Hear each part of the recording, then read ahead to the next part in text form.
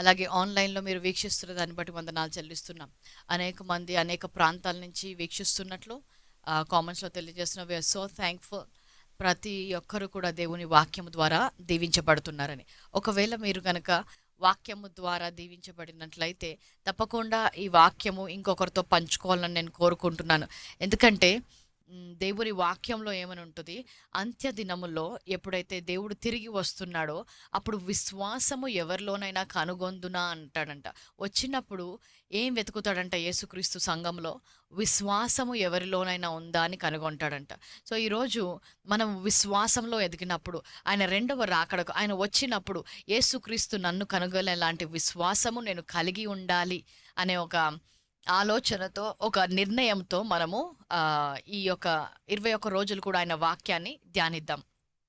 మీకు తెలిసిన వారు ఎవరైనా ఉన్నా వారు క్రైస్తవులే కావచ్చు, క్రైస్తవ జీవితం జీవిస్తుండొచ్చు, లేకపోతే వారు అనుదినము వాక్యము చదువుతుండొచ్చు, కానీ విశ్వాసంలో ఎదగకుండా అదే స్థానంలో ఉండొచ్చు. సో ఒక వ్యక్తి విశ్వాసంలో నడుస్తున్నాడు అని మనం చెప్పాలంటే నిన్న మనం చూసుకున్నాం, విధేయత ద్వారా విశ్వాసం. నిజంగా విశ్వాసంలో ఎదిగిన వారి జీవితంలో ఒక మార్పు ఉంటుంది. నిజంగా విశ్వాసంలో నడిచే వారి జీవితంలో సాక్ష్యాలు ఉంటాయి. విశ్వాసంతో నడిచిన వ్యక్తులు they get different results in their life. So మీ సొంత వారి జీవితంలోనే కావచ్చు, వారు ఎంతో మందితో ప్రార్థన చేయించుకుంటుండొచ్చు, ఎన్నో దగ్గరికి వెళ్ళి దేవుని నుంచి వారు పొందుకోవాలని ప్రయత్నించినా కూడా పొందుకోలేకపోతుండొచ్చు. అలాంటి వారి జీవితాల్లో వాట్ ఈజ్ ఇట్ మిస్సింగ్ అంటే విశ్వాసం కావచ్చు. కాబట్టి దయచేసి వారితో కూడా వాక్యాన్ని పంచుకోండి. వారు విశ్వాసంలో ఎదిగేలాగా మనమందరం ప్రార్థన చేద్దాం. ఈ సమయంలో ప్రార్థన చేసుకొని దేవుని వాక్యంలోకి వెళ్దాం. ప్రభువా నీకు స్తోత్రాలు, వందనాలు చెల్లిస్తున్నాము నాయన. ఈరోజు మాకు ఇచ్చిన ఈ సమయాన్ని బట్టి వందనాలు. ప్రార్థన చేస్తుండగా ప్రార్థనకు జవాబు మీరు దయచేసే దేవుడు అయినందుకు వందనాలు చెల్లిస్తున్నాం. ఎంతమంది అయితే వారి యొక్క ప్రార్థన అవసరతలు ఇక్కడ పెట్టారో వారు వారి ప్రార్థన అవసరతలు తీర్చబడ్డాయని నమ్ముటకు సహాయం చేయండి. ఎప్పుడైతే మీరు ప్రార్థిస్తారో అది మీకు అనుగ్రహించబడింది అని నమ్ముడి అని చెప్పిన ప్రకారం ఆ విశ్వాస సూత్రంలో నడిచే వ్యక్తులుగా మేము ఉంటకు సహాయం చేయండి. యేసు నామంలోనైనా ప్రార్థన చేస్తున్నాం. లీలావతి, విజయ్ కుమారి, గోవిందు, రమేష్, మేరీ హెప్సిబా, రత్నం, దీపికా, బెనన్, Richardson and family, Dandu Lakshmi, Rajababu, వీరందరి జీవితంలో కూడా ఆయన ఆర్థికంగా ఏదైతే కార్యము జరగాలో అది జరుగును గాక అని ప్రకటిస్తున్నాం. వారి ఇల్లు విషయంలో, వారి గృహాల విషయంలో ఏదైతే జరగాలో అది జరుగును గాక అని ప్రకటిస్తున్నాం. ఆయన దేవి, అక్స, విశ్వాస్, సూరజ్, దీనా, రేణుక, రత్నం, మహిమ, సాత్విక, ప్రీతి, దేవీస్ హస్బెండ్, భాను, దీపిక, వీరందరి జీవితంలో కూడా నాయన మీరు వారికి కావాల్సిన ఉద్యోగాన్ని మీరు దయచేస్తున్నందుకు వందనాలు. ఉద్యోగ విషయంలో ఏదైతే పరిస్థితి చక్కపడాలో అది మీరు చక్కబెడుతున్నందుకు వందనాలు చెల్లిస్తున్నాం. ఆయన మరి ఒకసారి భరత్, వినయ, మేరీ హెప్సిబా, రత్నం, షారోన్, శ్వేత, మహిమ, తపస్వి, రావీల, జ్ఞాపిక, రిష్మితార్షి, భాను, ప్రియా బస్కుల, ప్రవీణ్ కుమార్, కంచన్, అర్చన వారి యొక్క వివాహాల కోసం ప్రార్థన చేస్తుండగా నీ చిత్తము వారి జీవితంలో నెరవేరును గాక అని ప్రకటిస్తున్నాం. నాయన Sunitha, Jeevan, Joseph, Pranav, Vishwas, Mercy, Shalini, Ethan, Pranav and Siri, Sneha వారి కోసం ప్రార్థన చేస్తుండగా నాయన వారి యొక్క చదువుల్లో మీరు తోడుగా ఉంటున్నందుకు వందనాలు. ఎగ్జామ్స్లో మీరు తోడుగా ఉంటున్నందుకు వందనాలు. మంచి మార్క్స్ దయచేస్తున్నందుకు వందనాలు. జ్ఞానము, జ్ఞాపక శక్తి విడుదలవుతున్నందుకు వందనాలు చెల్లిస్తున్నాం. వీసాస్ కోసం ప్రార్థన చేస్తుండగా యేసు నామంలో స్వరూప యొక్క వీసా విడుదలవును గాక అని ప్రకటిస్తున్నాం. నాయన రవి కోసం ప్రార్థిస్తుండగా తన పరిచర్య కొరకు, తన పిలుపు కొరకు నాయన తను పరిశుద్ధాత్మ యొక్క స్వరము వినును గాక అని ప్రకటిస్తున్నాం. ఆయన రిచర్సన్ కానీ యేసు నామంలో కేసును కొట్టివేస్తున్నాం. తన పక్షాన న్యాయవంతుడైన దేవుడు నిల్చొని ఉండగా తనకు న్యాయము జరుగును గాక అని ప్రకటిస్తున్నాం. రక్షణ కార్యము కొరకు ఎంతమంది అయితే వారి యొక్క కుటుంబాల కొరకు, రక్షణ కొరకు నిల్చొని ఉన్నారు, మహేష్ సింగ్, మోహిత్, రాజేష్, అభినయ, కీర్తి, దేవి, దేవరపు, మహిమ, ప్రవీణ్ కుమార్, దిలీప్ మోజస్ వీరందరి కుటుంబాల కోసం ప్రార్థిస్తుండగా యేసు నామంలో విడుదల కలుగును గాక అని ప్రకటిస్తున్నాం. రక్షణ విడుదలవును గాక అని ప్రకటిస్తున్నాం. రక్షణ కార్యము వారి జీవితంలో జరుగుతుందని మేము నమ్ముచూ విశ్వసిస్తూ ప్రకటిస్తుండగా నేడే రక్షణ దినమని ప్రకటిస్తున్నాము తండ్రి.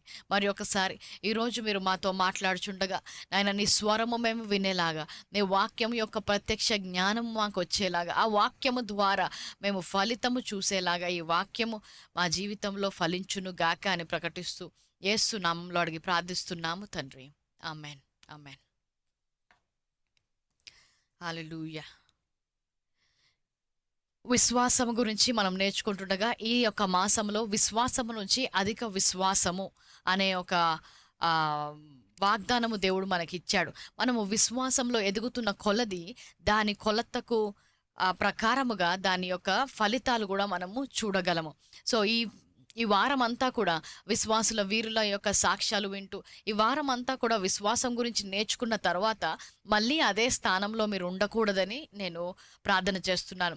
విశ్వాసము గురించి ప్రార్థన మనకు మార్కు సువార్త 11:24 మనం చూస్తాం. ఎప్పుడైతే మీరు ప్రార్థిస్తారో అవి మీరు పొంది ఉన్నారు అని నమ్మాలి అంటున్నాడు. మీరు అడిగినప్పుడు అవి పొంది ఉన్నామని నమ్ముడి, అప్పుడు అవి మీకు కలుగును అని చెప్తున్నాడు. సో ప్రార్థన అవసరతలు వచ్చినప్పుడు కూడా చాలాసార్లు మేము ప్రార్థన చేస్తున్నప్పుడు ఒక్కొక్కసారి మీరు రోజు ప్రార్థన రిక్వెస్ట్లు పెట్టినప్పటికీ కూడా మేము దానికి రోజు ప్రార్థన ఎందుకు చేయట్లేదు అనుకోవచ్చు. ఎందుకంటే విశ్వాసంతో నడిచిన వారు ఎప్పుడైతే అడిగామో అప్పుడు పొందుకున్నామని నమ్మితే మళ్ళీ మళ్ళీ ప్రార్థన చేయాల్సిన అవసరము లేదు. ఆమెన్. ఒకవేళ ఫర్ ఎగ్జాంపుల్ మీకు డబ్బులు అవసరం ఉన్నాయనుకోండి, నాకు 1000 రూపాయలు కావాలి అని నువ్వు అడిగావు. 1000 రూపాయలు కదా నేను ఇచ్చేస్తాను అని నేను అన్న తర్వాత మళ్ళీ వచ్చి 1000 రూపాయలు ఇస్తావు కదా, తప్పకుండా ఇస్తావు కదా, నమ్మొచ్చా నిన్ను, 1000 రూపాయలు ఎప్పుడు ఇస్తావు, ఇలాంటి ప్రశ్నలు అడిగినప్పుడు ఆ ఇచ్చేవారికి కూడా విసుగొచ్చేసి ఇవ్వను పో అంటారు. ఎందుకు? నువ్వు నమ్మవా ఇస్తున్నానని. సో దేవునితో మాట్లాడినప్పుడు కూడా ఒక వ్యక్తి నేను ఇస్తున్నాను అని చెప్పినప్పుడు నువ్వు ఒకవేళ ఆ వ్యక్తి ఇస్తాడు అని నమ్మితే నువ్వు ఏం చేస్తావు? మళ్ళీ ఆ వ్యక్తి దగ్గరకు వచ్చి అదే మాట అడగవు, మళ్ళీ ఆ వ్యక్తి దగ్గరకు వచ్చి విసిగించవు, మళ్ళీ ఆ వ్యక్తిని అనుమానించవు. అడిగాను తప్పకుండా ఇస్తానన్నారు కాబట్టి తప్పకుండా ఇస్తారు అని నువ్వు నమ్మగలగాలి. ఆమెన్. సో అలాగే ప్రార్థన అవసరతలు అడిగినప్పుడు కూడా దేవుడు ఇస్తాడు. ఆయన ఆ ప్రార్థన చేసినప్పుడు ఆ ప్రార్థనకు జవాబు పొందామని నమ్మితే మళ్ళీ ఇస్తావా ప్రభా, ఎప్పుడు ఇస్తావు ప్రభా, ఇంకెన్ని రోజులు ప్రభా, వివాహం ఎప్పుడు జరుగుతుంది ప్రభా, ఉద్యోగం ఎప్పుడు, అడుగుతూనే ఉన్నావంటే నువ్వు విశ్వాసంలో నడవట్లేదు. అందుకే ప్రార్థన చేయనప్పుడు ఏం చేయాలంట? మీరు అడుగుచున్న వాటి నెలను పొంది ఉన్నామని నమ్ముడి. ఇంకోటి ఏంటి తెలుసా? నమ్మినప్పుడు అప్పుడు అవి మీకు కలుగునంట. నాకు వచ్చేసింది అని నువ్వు నమ్మినప్పుడు అప్పుడు కలుగుతుంది. అనుమానంలో నడిచినన్ని రోజులు, అవిశ్వాసంలో నడిచినన్ని రోజులు అవి మీరు పొందుకోలేరు.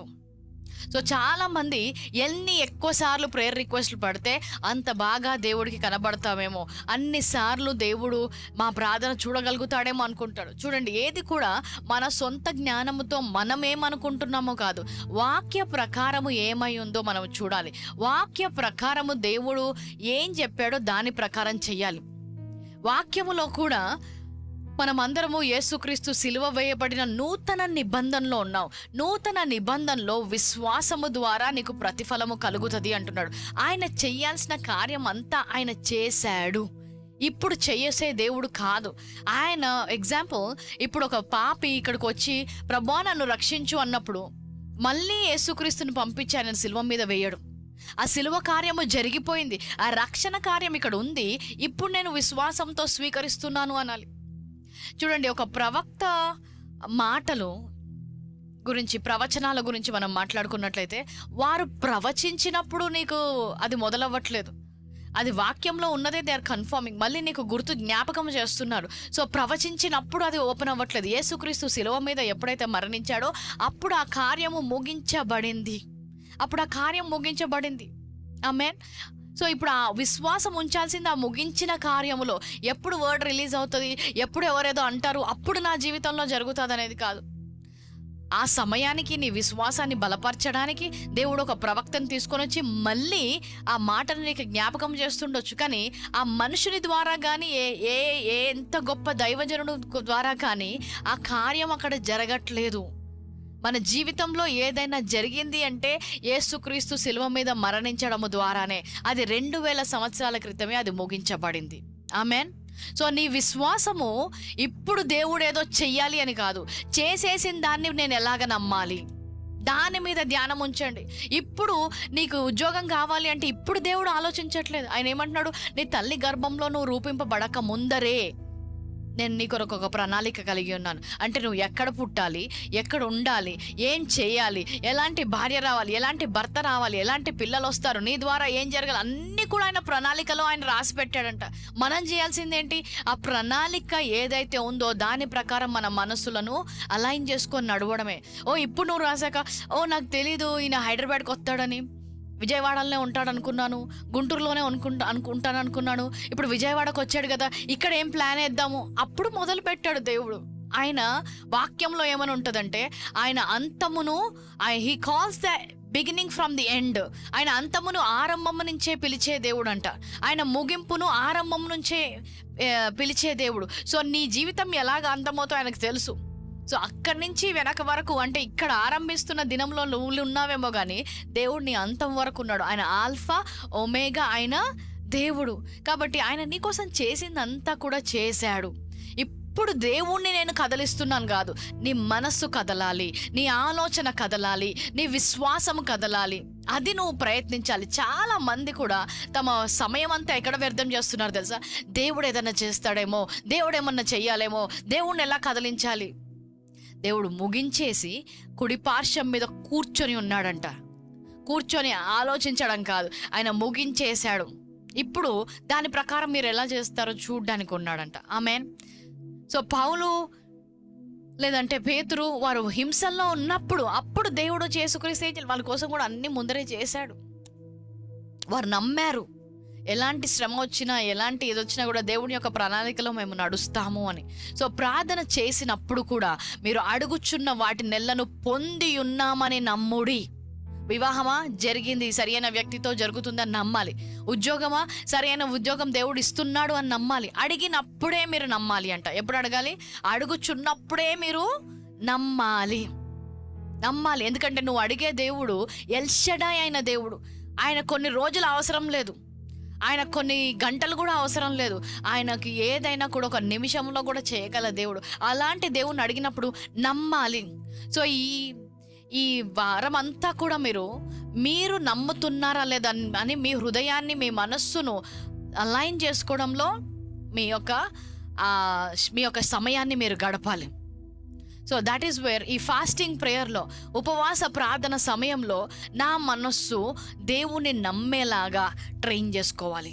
నా ఆలోచనలు దేవుణ్ణి నమ్మేలాగా ట్రైన్ చేసుకోవాలి. సో ఆహారంతో మత్తులై ఉండకుండా, శరీరము ఒక లేజీ ప్లేస్లో ఉండకుండా దేవుడు చేసిన దాన్ని నమ్మేలాగా నా మైండ్ని ట్రైన్ చేసుకోవాలి. అది నీ ఉపవాస ప్రార్థనలో నీ గురి అయి ఉండాలి. ఆమేన్.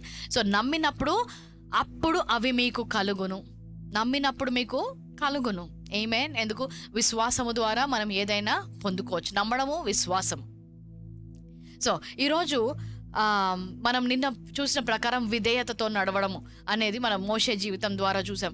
మోషే అంతగా దేవుని మీద ఆనుకొని, మోషే అంతగా వారికి అన్ని ఆశ్చర్యాలు, అద్భుతాలు చూపెట్టి, మోషే వారిని అరణ్య మార్గములో నడిపించి మొత్తము ఎక్కడికంటే వారు పాలు తేనెలు ప్రవహించు వాగ్దాన దేశం వరకు ఆయన నడిపించాడు. వాగ్దాన దేశము ఇంకా అంత దూరంలో ఉంది, ఎంతో దూరంలో లేదు. ఇంకా కొన్ని అడుగులు వేస్తే వాగ్దాన దేశము, ఇంకా కొన్ని అడుగులు వేస్తే దేవుడు ఇన్ని సంవత్సరాలుగా మాట్లాడినవి వారి జీవితంలో వారు చూడబోతున్నారు. ఇప్పుడు కేవలము ఆశించడం మాత్రమే కాదు, కానీ ఇంకా కొన్ని అడుగులు వేస్తే వాగ్దాన దేశంలో మేము అడుగు పెడతాము అన్న సమయంలో వీరందరికీ ఒక ఆలోచన వచ్చిందట. దేవుడు చెప్పాడే కరెక్ట్, కానీ దేవుడు చెప్పింది ఎలాగుందో మనం కూడా ఒకసారి చూద్దాము అని వేగులో వారిని పంపించారంట. నంబర్స్ చాప్టర్ 13, సంఖ్యాకాండం 13వ అధ్యాయం ఆఖరి వచనాల్లోకి మనం చూసినట్లయితే, వేగుల వారు వెళ్తారు, పాలు తేనె ప్రవహించే దేశాన్ని చూస్తారు. అక్కడ ఎంత పెద్ద పెద్ద ఫలాలు, ఎంత మంచి ఆ నేల, దేవుడు మాట్లాడినట్టుగా ఆయన చెప్పిన ప్రకారం అది ఉంది అని చెప్పిన తర్వాత ఒక నాయకులు కొంతమంది వారు విశ్వాసముతో కాకుండా వెలుచూపుతో నడిచిన వాళ్ళని మనం చూస్తాం.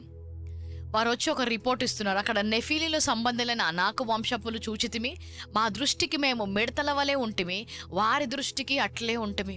అంతా బాగుంది, కానీ ఫ్రూట్సే కాదు, అక్కడ ఉన్న పండ్లే కాదు, మనుషులు కూడా ఆ సైజులో ఉన్నారు. మనం ఎట్లున్నాం? ఇంత చిన్నగా ఉన్నాం, వాళ్ళేమో అంత ఉన్నారు, ఏం గెలుస్తాము అన్నాడట. నా నంబర్స్ చాప్టర్ 14:1. ఈ న్యూస్ వినగానే అప్పటి వరకు కూడా ఒక నిరీక్షణతో, ఒక విశ్వాసముతో దేవుడు మమ్మల్ని నడిపిస్తున్నాడు, వాగ్దాన దేశంలోకి మనం వెళ్తున్నామని ఒక నిరీక్షణతో వెళ్తున్నవారు అక్కడికి వెళ్ళగానే, అది వినగానే ఇప్పుడు మొత్తం మారిపోయింది. అప్పుడు ఆ సర్వ సమాజం ఎలుగెత్తి కేకలు వేశానంట. ప్రజలు ఆ రాత్రి ఎలుగెత్తి ఏడ్చిరి. దేనికోసమైతే మనం ఇన్ని రోజులు వెయిట్ చేస్తున్నామో అందులోకి వెళ్తున్నామన్న సంతోషం కాస్త ఏమైపోయిందంట, ఏడుపుగా మారింది. ప్రార్థనలు కాస్త ప్రైజ్ అండ్ వర్షిప్ అంటే స్తుతి ఆరాధన కాస్త భయంకరమైన కేకలుగా మారాయంట. ఎందుకు? వారికి విశ్వాసము నుంచి భయములోకి వెళ్ళారు. అక్కడికి వెళ్తే వాళ్ళు మనం తినేస్తారు, అక్కడికి వెళ్తే మనకేమైపోద్దేమో, దేనికోసమైతే ఇన్ని రోజులు వెయిట్ చేసామో అదంతా వేస్ట్ అని ఒక భయం వచ్చేసిందంట. ఎన్ని అద్భుతాలు చూసినా, ఎన్ని ఆశ్చర్యకార్యాలు, ఎన్ని అనుభవాలు వారు జీవితంలో వారు అనుభవించినా, ఒక్కసారి భయం రాగానే ఆ వాగ్దాన దేశంలో అడుగు పెట్టకుండా వారు ఆగిపోయారంట.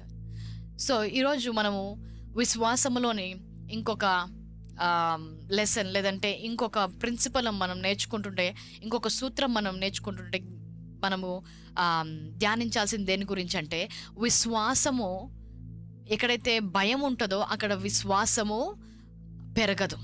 ఆ భయము ఆ విశ్వాసాన్ని క్షీణింపజేస్తుంది.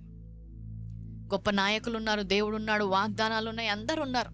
అయినా కూడా ఒకసారి భయం రాగానే ఏమైపోయిందంటే ఆ భయము విశ్వాసాన్ని క్షీణింపజేసింది. సో 2 తిమోతి 1:17 మనం చూసినట్లయితే, దేవుడు మనకు పిరికితనము గల ఆత్మను ఇవ్వలేదు అంటున్నాడు. ఇంగ్లీష్ అంటే హి did not give us the spirit of fear. Fear అనేది ఒక ఎమోషన్ కాదు, భయం అనేది కేవలం ఒక భావోద్వేగం కాదు, భయం అనేది ఒక ఆత్మ. భయం అనేది ఒక ఆత్మ. ఆత్మ మనలోకి వచ్చినప్పుడు మన విశ్వాసాన్ని కృంగదీస్తుంది. భయం వచ్చినప్పుడు ఏమవుతుందంటే, మొదటిగా అది ఒక ఆత్మ కాబట్టి మిమ్మల్ని పీడిస్తుంది. ఒక ఆత్మ ఒక వ్యక్తిని, ఒక శరీరాన్ని పట్టుకున్నప్పుడు ఏమైపోతుంది, అది వారు పీడించబడతారు.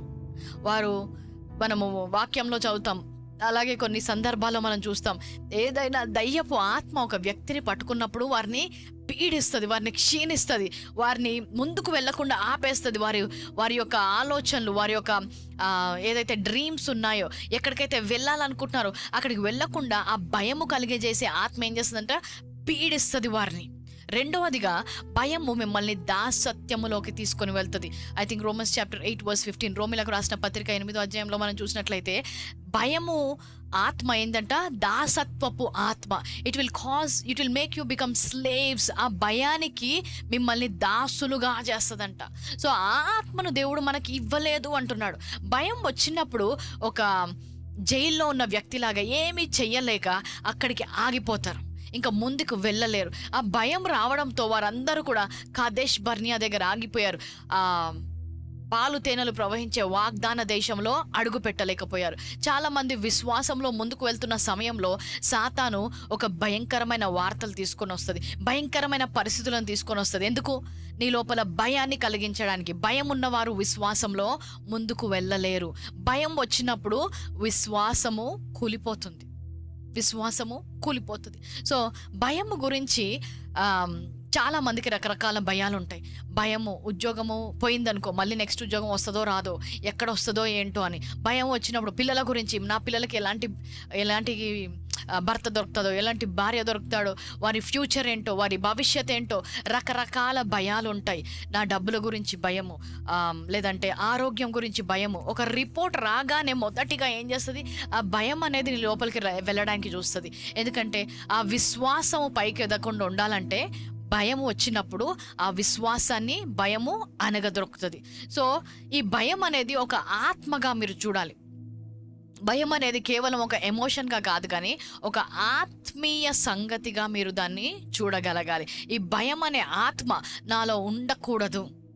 భయం అనే ఆత్మ నన్ను తన దాసునిగా చేసుకోవద్దు అనే ఆలోచన మనము కలిగి ఉండాలి. చూడండి, ఎప్పుడైతే దేవుడు ఈ లోకాన్ని సృష్టించాడో, ఈ లోకాన్ని సృష్టించినప్పుడు, ఈ లోకమును సృష్టించక మునుపే ఆత్మలోకాన్ని సృష్టించాడు. సో ఆకాశము, తర్వాత దేవదూతలు, అందులో ఉన్నవన్నీ కూడా ఎప్పటి నుంచో భూమి కంటే ముందర నుంచే అవి ఉన్నాయి. అంటే వాటిని ముందర సృష్టించాడు. ఆకాశములు అని ఉంటుంది. ఒక్క ఆకాశం కాదు, అనేకమైన ఆకాశాలు ఉన్నాయి. అందులో అనేకమైన ఆత్మీయ జీవులు ఉన్నాయి. మనం ఇర్మియా చదివినప్పుడు, యెహెజ్కేలు చదివినప్పుడు రకరకాల దర్శనాలు గొప్ప దైవజనులకు వచ్చినప్పుడు నేను ఇలాంటి ఒక ఆత్మను చూశాను, అలాంటి ఒక దేవదూతను చూశాను, దానికి అన్ని కళ్ళున్నాయి, దీనికి అన్ని రెక్కలున్నాయి, ఇదంతా కప్పబడింది. ఇలాంటి రకరకాల జీవులను ఆత్మలోకములో మనం చూస్తాం. సో ఆత్మలోకములో దేవుడు అప్పటికి కూడా ఆకాశాలు, ఆత్మలోకంలో అనేకమైన జీవులను ఆయన తయారు చేశాడు. కానీ అవన్నీ కూడా ఎలా ఉన్నాయి? ఆత్మరూపంలో ఉన్నాయి.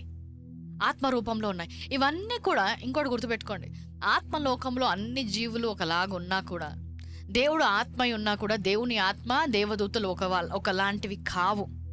ఎప్పుడైతే ఆ ఆత్మ జీవులు దేవుణ్ణి చూశారో, ఈ దేవుడు మనలాంటి వాడు కాదు. అందుకని ఆయనకి ఏమని చెప్పాడు? పరిశుద్ధుడు అని పేరు పెట్టారు వాళ్ళు. పరిశుద్ధుడు, పరిశుద్ధుడు, పరిశుద్ధుడు.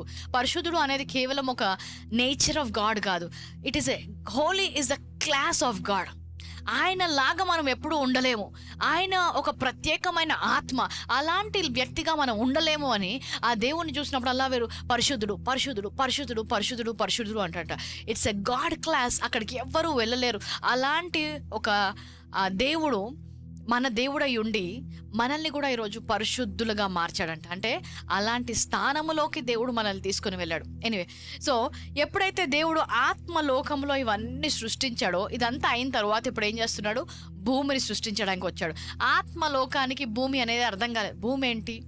ఇప్పటి వరకు మనం అందరం ఆకాశంలో ఉన్నాం, దేవదూతలు ఉన్నాయి, అన్ని ఆత్మ లాగా ఉన్నాయి. తరువాత మనకు చూస్తాము, అందరికంటే ఎక్కువగా లూసిఫర్ తనని తాను హెచ్చించుకొని గర్వము చేత, అవిధేయత చేత పారద్రోలబెడుతుంది పరలోకం నుంచి.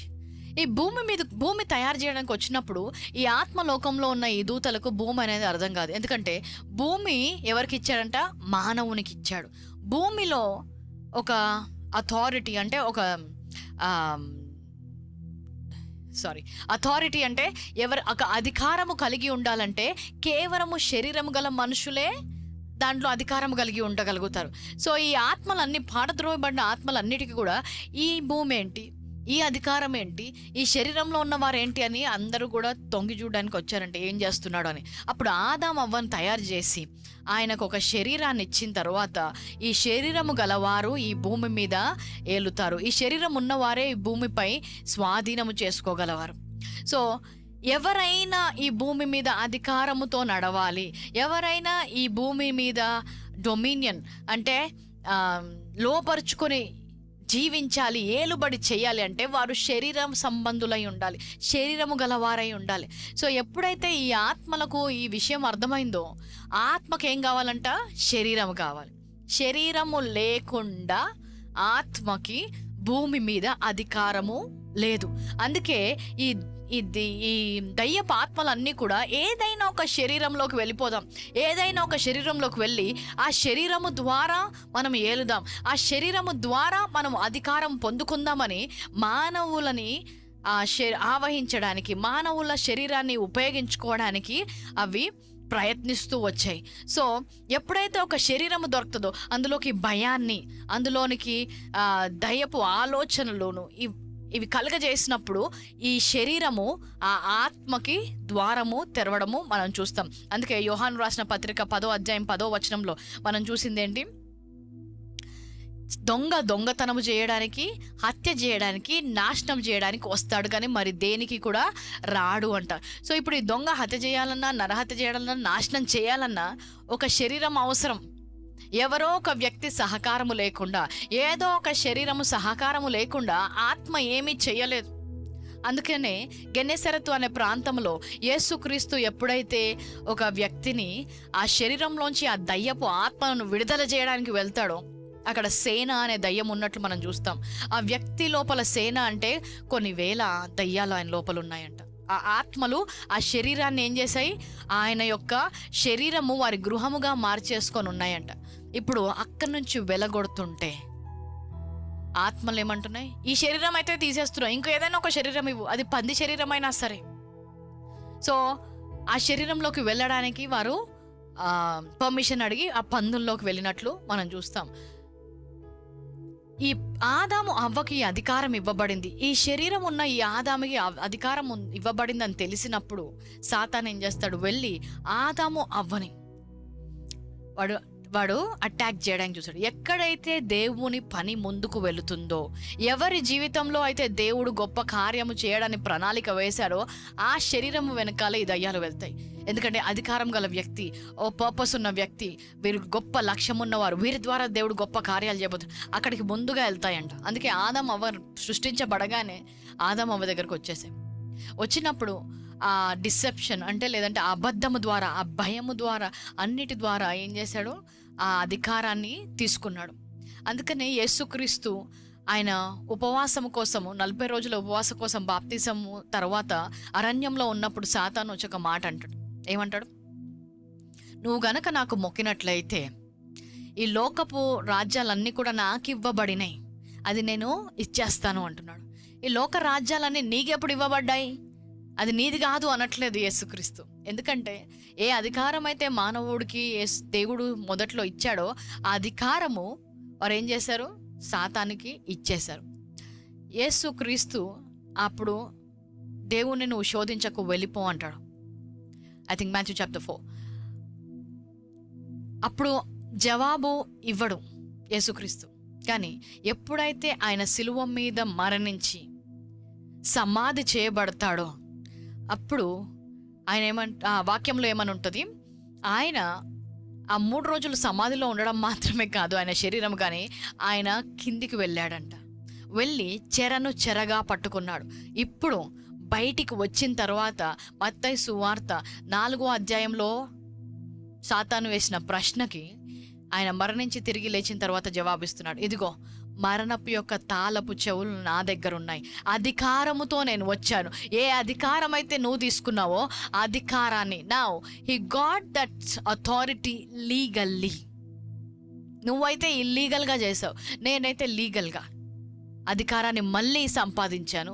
ఇదిగో ఇప్పుడు ఆ తాళపు చెవులు నా దగ్గర ఉన్నాయని ఒక అధికారముతో ఆయన బయటికి వచ్చి సాతానికి ఆయన జవాబు చెప్తున్నాడంట.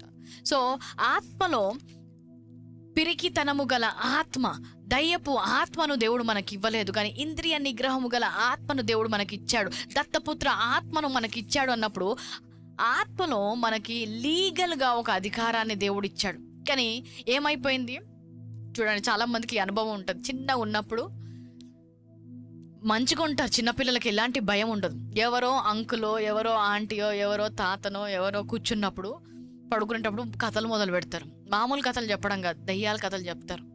మీకు తెలుసా ఆ కాలంలో ఏముండేదో? ఒక కోట ఉండేది, ఆ కోటలో ఒక రాజు ఉండేవాడు. లేకపోతే ఇక్కడ ఇది ఉండేది, చీకట్లో ఇలాంటి శబ్దాలు వచ్చాయి, ఒక రోజు నేను అక్కడి నుంచి వెళ్తుంటే ఒక నీడ నావే, ఇలాంటి దయ్యపా కథలు అన్నీ చెప్పినప్పుడు ఏమవుతుంది? ఆ మాటల ద్వారా ఆ మనుషుని ఆత్మలోకి ఆ ద్వారము తెరవబడుతుంది. సో చిన్నపిల్లలతో మాట్లాడినప్పుడు కేవలం అవి కథలు, వారిని ఏదో పడుకోబెట్టడానికి చెప్తున్న కథలు కాదు. మీ మాటలు ఆత్మలోకి ఒక దారిని తెరుస్తున్నాయంట. ఆయన వాక్యంలో ఒక చక్కని మాట ఉంటుంది, ఏంటంటే నా మాటలు they are spirit and truth, my words are spirit and truth. మాట్లాడినప్పుడల్లా కూడా ఆత్మలోకి ఒక ద్వారము తెరవబడుతుంది. సో ఆ పిరికితనము, ఆ భయము లేని చిన్నపిల్లలు ఏమవుతారు? ఇప్పుడు ఆ కథ విన్నప్పటి నుంచి, అమ్మో ఒక్కరు భయం, పడుకోవాలంటే భయం వేస్తుంది, అమ్మో నాకు చీకటి అంటే భయం వేస్తుంది, అమ్మో నేను ఒక్కదాన్ని వెళ్ళలేను, బాత్రూమ్కి వెళ్ళాలంటే కూడా లైట్ వేయాలి, ఇంకెవరన్నా రావాలి. ఇంతవరకు లేని భయం ఎక్కడి నుంచి వచ్చింది? ఎవరో ఆ మాటలు వారి లోపలికి పలికి ఆ ఆత్మను, భయం అనే ఆత్మకి ద్వారము వారు తెరిచారు. సో ఎప్పుడైతే ఈ భయముతో జీవిస్తారో వారు విశ్వాసముతో జీవించలేరు. కానీ బైబుల్ ఏమని ఉంటుంది, మనము విశ్వాసము ద్వారానే కానీ వెలుచూపుల ద్వారా జీవించము వారము కాము అంటారు. సో ఈ భయం ఉన్నన్ని రోజులు కూడా విశ్వాసం ఉండదు. దేవుడినితో ఉన్నాడు, పర్వాలేదు వెళ్ళు, దేవుడు నీకు తోడై ఉన్నాడు కదా, పాటలు పాడుకుంటూ వెళ్ళు అన్నా కూడా ఈ భయము వాళ్ళు ఉండిపోయేసరికి ఏమైపోయింది, ఆ భయముతో వారు విశ్వాసంలో ఎదగలేకపోయారు. కానీ ఈరోజు వాక్యము వింటుండగా ప్రతి భయము మిమ్మల్ని వదిలిపోవును గాక అని ప్రకటిస్తున్నాం. ఏదైతే చాలా పెద్దగా ఉంది, ఆజానుబాహులుగా ఉన్నారు, నేను అది జయించలేము అనుకున్న భయము మిమ్మల్ని పారద్రోలును గాక అని ప్రకటిస్తున్నాం. మీ నుంచి వెళ్ళిపోవును గాక అని ప్రకటిస్తున్నాం. ఆ ఆత్మను ఈరోజు మీ శరీరంలో నుంచి, మీ తలంపుల్లోంచి యేసు నామములో వెళ్ళిపోవును గాక అని ప్రకటిస్తున్నాం. భయం అనేది ఇంకొక రోజు నీ జీవితంలో ఉండొద్దు. ఆ ఆత్మని నువ్వు ఖండించాలి. ఆ ఆత్మను నువ్వు వాక్య ప్రకారము దాంతో ఎలాగా డీల్ చేయాలో నేర్చుకోవాలి. అంత మాత్రమే కాదు, ఆ ఆత్మను వెళ్ళిపోయిన తర్వాత విశ్వాసంలో ఎదగడంలో నువ్వు ముందుకు వెళ్తావు. చూడండి, ఎఫెసీయులకు రాసిన పత్రిక 1వ అధ్యాయము 15వ వచనం నుంచి మనం చూసినట్లయితే పౌలు సంఘము కొరకు ఒక ప్రార్థన చేస్తున్నాడు. పౌలు సంఘం కొరకు ప్రార్థన చేసింది ఒక 1000 సంవత్సరాల ముందరో ఇంకా ఎక్కువనో. కానీ ఆ ప్రార్థన ఇప్పటికీ కూడా అన్ని సంఘాలకి అది వర్తిస్తుంది. ఆయన ప్రార్థన చేసినప్పుడు సంఘంలో ఎవరైతే ప్రార్థన చేస్తారో వాళ్ళకి ఉద్యోగాలు రావాలి, ఎవరైతే ఇల్లులు అడుగుతున్నారో వాళ్ళకి ఇల్లులు కలగాలి, ఎవరైతే వివాహాల కోసం అడుగుతున్నారో వాళ్ళకి ఆ ప్రార్థన చేయట్లేదు. ఆయన సంఘం కొరకు ఏం ప్రార్థన చేస్తున్నారు చూడండి.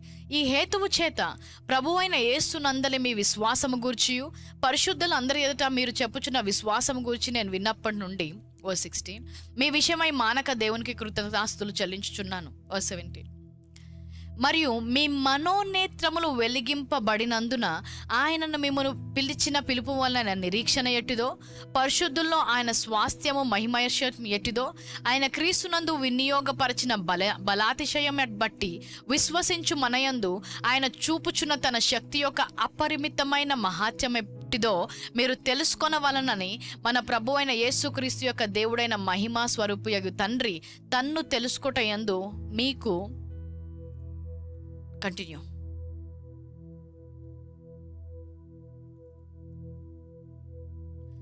Continue the verse, please.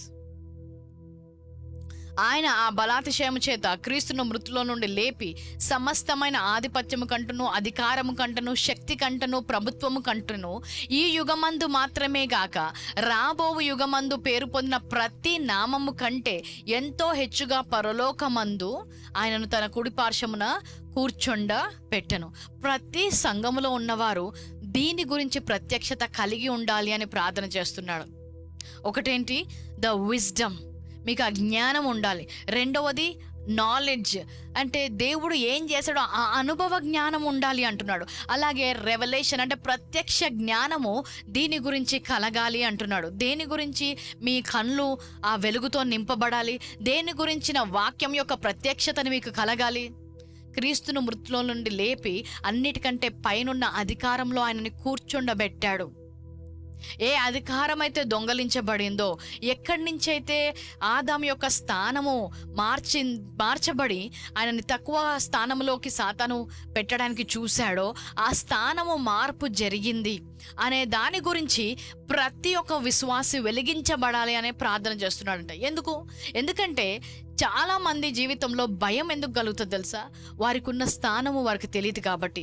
నువ్వు క్రీస్తులో ఏమై ఉన్నావో నీకు తెలియదు కాబట్టి. ఆ రోజు ఇజ్రాయేల్ను కూడా వాగ్దాన దేశంలో ఎందుకు అడుగుపెట్టలేదో తెలుసా? కేవలం అక్కడ ఆజానుబాహులు ఉన్నారు మాత్రమే కాదు, మమ్మల్ని మేము మిడతలుగా చూసుకున్నాం అంటున్నాడు. అంటే వారు ఎవరై ఉన్నారో వారికి తెలీదు. ఎర్ర సముద్రం దాటి వచ్చిన వారు పాయలు చేశారు ఎర్ర సముద్రంని. ఫరో యొక్క సేనాలన్నీ కూడా మునిగిపోయాయి. ఆకాశంలో మన్నను కురిపించాడు. ఎన్నో అద్భుతాలు చూసిన వారు వీరు మిడతలా? అంత హీనుల, అంత బలహీనుల వాళ్ళు? ఎంత గొప్ప కార్యాలు చూసుకుంటూ వచ్చారు, వాళ్ళకు వాళ్ళు తెలియట్లేదు. తర్వాత రాహాబు మాట్లాడినప్పుడు ఇజ్రాయెల్ గురించి చెప్తుంది, మిమ్మ గురించి మీ దేవుడు చేసిన కార్యాలు విన్నప్పుడు మా గుండెలు కరిగిపోయినాయంట. వాళ్ళు ఇజ్రాయెల్ దేశంని ఎలాగ చూస్తున్నారు? వీళ్ళు వస్తే మా పని అయిపోయినట్టే అని వాళ్ళు చూస్తున్నారు. వాళ్ళ గుండెలు కరిగిపోతున్నాయి. ఇజ్రాయెల్ వస్తున్నారంటేనే వాళ్ళకు దడ, వాళ్ళ దేవుడు ఉన్నాడు వాళ్ళతో అని చెప్తేనే వాళ్ళకి భయం వేస్తుందంట. కానీ ఆ చూపుతో వీరు వాళ్ళని చూసుకోలేకపోతున్నారు. ఈరోజు క్రైస్తవత్వంలో ఉన్న వాళ్ళు చాలామందికి భయం ఎందుకు తెలుసా? అసలు ఈ లోకము క్రైస్తవులను ఎలాగ చూస్తుందో తెలుసా మీకు? వీరి దేవుడు గొప్ప దేవుడు అని ఒప్పుకుంటారు. ఎవరినైనా అడుగు, యేసు క్రీస్తు దేవుడు పవిత్రుడు, ఆయన నిష్కలంకము లేని వ్యక్తి అని ప్రతి నోరు సాక్ష్యం ఇస్తుంది. ఆయన గొప్ప దేవుడు అని నమ్ముతారు. మనకి ఆయన చేసిన కార్యము గురించి నమ్మడము, అలాగే మనకి ఏ స్థానం ఇచ్చాడో నమ్మడము మనం మర్చిపోయాము. సో చాలామంది జీవితంలో భయం ఎందుకు వస్తుంది? వారు ఏమై ఉన్నారో, ఐడెంటిటీ క్రైసిస్, వారికి ఏమి ఇవ్వబడిందో వారు మర్చిపోతారు. కాబట్టి కొంతమంది పిల్లలు ఉంటారు, గొడవలు అవుతున్నాయి అనుకోండి, వాడు ఓడిపోతున్నాడు అనుకో, సడన్గా మా మమ్మీని పిలుస్తాను, మా డాడీని పిలుస్తాను, మా డాడీ ఎవరో తెలుసా నీకు అంటాడు. ఎందుకు? నా బలము సరిపోకపోయినా నాకు ఒక డాడీ ఉన్నాడు, నాకు ఆ బలాన్ని ఇస్తాడు. ఎందుకు? అతను ఎవరో ఎరిగి ఉన్నాడు కాబట్టి. సో ఇజ్రాయెల్ కూడా అక్కడికి వెళ్ళినప్పుడు వాళ్ళని చూసి భయపడాల్సిన అవసరం లేదు. మీరుంటే ఏంటి, అంతకంటే గొప్ప దేవుడు మాకున్నాడు, మీకు తెలుసా? ఫరోనే మేము ఓడించాం, మీకు తెలుసా? 400 ఏళ్ళు వాళ్ళు మమ్మల్ని బానిసలుగా పెట్టినా కూడా, ఏ ఆయుధము లేకుండా, ఏ యుద్ధము లేకుండా రాత్రి దేవుడు మమ్మల్ని దాటించుకొని తీసుకొని వచ్చాడు, మీకు తెలుసా అని వారు చెప్పగలిగేవారు. కానీ వారు ఏమై ఉన్నారో వారు చూసుకోలేకపోయారు. సో పౌలు కూడా అందుకే అంటున్నాడు, నీ దేవుడు ఎలాంటి శక్తి కలిగి ఉన్నాడో, మరణాన్ని జయించిన దేవుడు అని నీకు తెలుసా? సమస్త అధికారము కంటే, సమస్త ప్రభుత్వము కంటే, ఈ యుగములోనే కాదు ప్రతి యుగములో, రాబో యుగంలో అన్నిటికంటే పై స్థానంలో ఉన్న దేవుడు నీకు అని తెలుసా? ఆయన పాదముల క్రింద అన్నీ ఉన్నాయని నీకు తెలుసా? నువ్వు ఏ దయ్యము గురించి భయపడుతున్నావో, ఏ మంత్రశక్తి గురించి భయపడుతున్నావో, ఏ చేతబడి గురించి భయపడుతున్నావో, అవి ఆయన పాదముల క్రింద ఉన్నాయని నీకు తెలుసా? ఆయన పాదముల క్రిందనే కాదు, మీరు క్రీస్తు శరీరమై ఉన్నారు అంటే మీ పాదముల కింద కూడా మీరు ఉన్నాయని మీకు తెలుసా? తెలీదు. అందుకనే ఆ కిందున్న వాటిని చూసి భయపడుతున్నారంట. యేసు క్రీస్తు మనల్ని ఎలాగ చూస్తున్నాడో మీరు ఒకసారి వాక్యంలో చూడాలి. ఇజ్రాయేలులో ఆజాన బాహులను ఓడించగలరు అని దేవునికి తెలుసు. అందుకనే వాగ్దాన దేశానికి వెళ్ళిపోండి అంటున్నాడు. ఎందుకు? వారు తప్పకుండా గెలుస్తారని తెలుసు. ఒకవేళ ఆజాను బాహులే వీళ్ళని తినేసే వాళ్ళైతే ఒక తండ్రి లాంటి దేవుడు వారిని అలాంటి వాగ్దాన దేశంలోకి నడిపిస్తాడా? ఆయన వదిలేసాడా? ఆయన రాడా వాళ్ళతో యుద్ధంలోకి? అన్నీ మర్చిపోయారు. సో భయం వచ్చినప్పుడు ఏమైపోతుందంటే అది మనల్ని ఆలోచింపజేయనివ్వదు, అది మనల్ని వాక్యంలోకి వెళ్ళనివ్వదు. ఆ పరిస్థితుల చుట్టే మన ఆలోచన పెట్టేస్తుంది. ఆ పరిస్థితులలోనే నువ్వు ఫోకస్ చేసేలాగా. సో నీ ఫోకస్ దేవుని వైపు కాకుండా ఆ సిచ్యువేషన్ వైపుకి మళ్ళిస్తుంది భయం అనేది. సో అప్పటి వరకు చేసి అన్నీ కూడా మర్చిపోయారు. ఇప్పుడు ఫోకస్ ఎటు వెళ్ళింది? ఆజాన బాహుల వైపు వెళ్ళింది. అమ్మో ఇంత పెద్దగా ఉన్నారు అని. కానీ ఆ రోజు ఇజ్రాయెల్తో మాత్రమే కాదు, ఈ రోజు నిన్ను ఈ లోకంలో పెట్టినప్పుడు కూడా ఆయనకు ఒక ఆలోచన ఉంది. నీ ద్వారా ఎలాంటి కార్యాలు జరుగుతాయో ఆయనకు తెలిసే మనల్ని ఇక్కడ పెట్టాడంట. ఆయనకు తెలియదా హైదరాబాద్కి వస్తే నీకు ఉద్యోగం రావాలని? ఆయనకు తెలియదా నీకు పెళ్ళైతే పిల్లలు కావాలని? ఆయనకు తెలియదా నీ పిల్లలకి సంరక్షణ చేయాలి? పిల్లలు ఇచ్చిన దేవుడు వారికి కాపుదల కావాలని ఆయనకు తెలీదా? అవన్నీ కూడా ఆయన అనుగ్రహించే ముందుగానే నడిచి వెళ్తున్నాడు. సో దాని వైపు మనం ఫోకస్ ఉంచాం. ఈ లోకంలో ఉన్నప్పుడు ఎలాంటి కార్యాలు నువ్వు చేస్తావు అనుకుంటున్నాడు తెలుసా? యోహాను సువార్త 14వ అధ్యాయం 12వ వచనం. ఆయన వెళ్ళిపోతున్నాడు.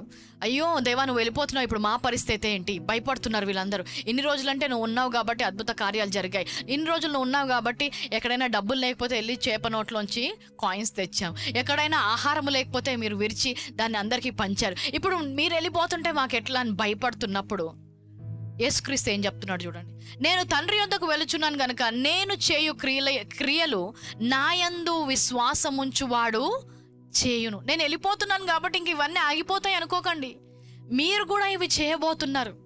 అంత మాత్రంతో ఆపలేదంట, ఇంతే అని అనుకోవద్దు. దాని తర్వాత ఇంకా ఏమంటున్నాడు? వాటికంటే మరి గొప్పవి అతడు చేయునని మీతో నిశ్చయముగా చెప్పుచున్నాను. ఆమేన్. సో విశ్వాసం ఉంచే వాళ్ళు ఎలాంటి క్రియలు చేయాలంట? యేసుక్రీస్తు చేసిన క్రియలు చేయగలరు.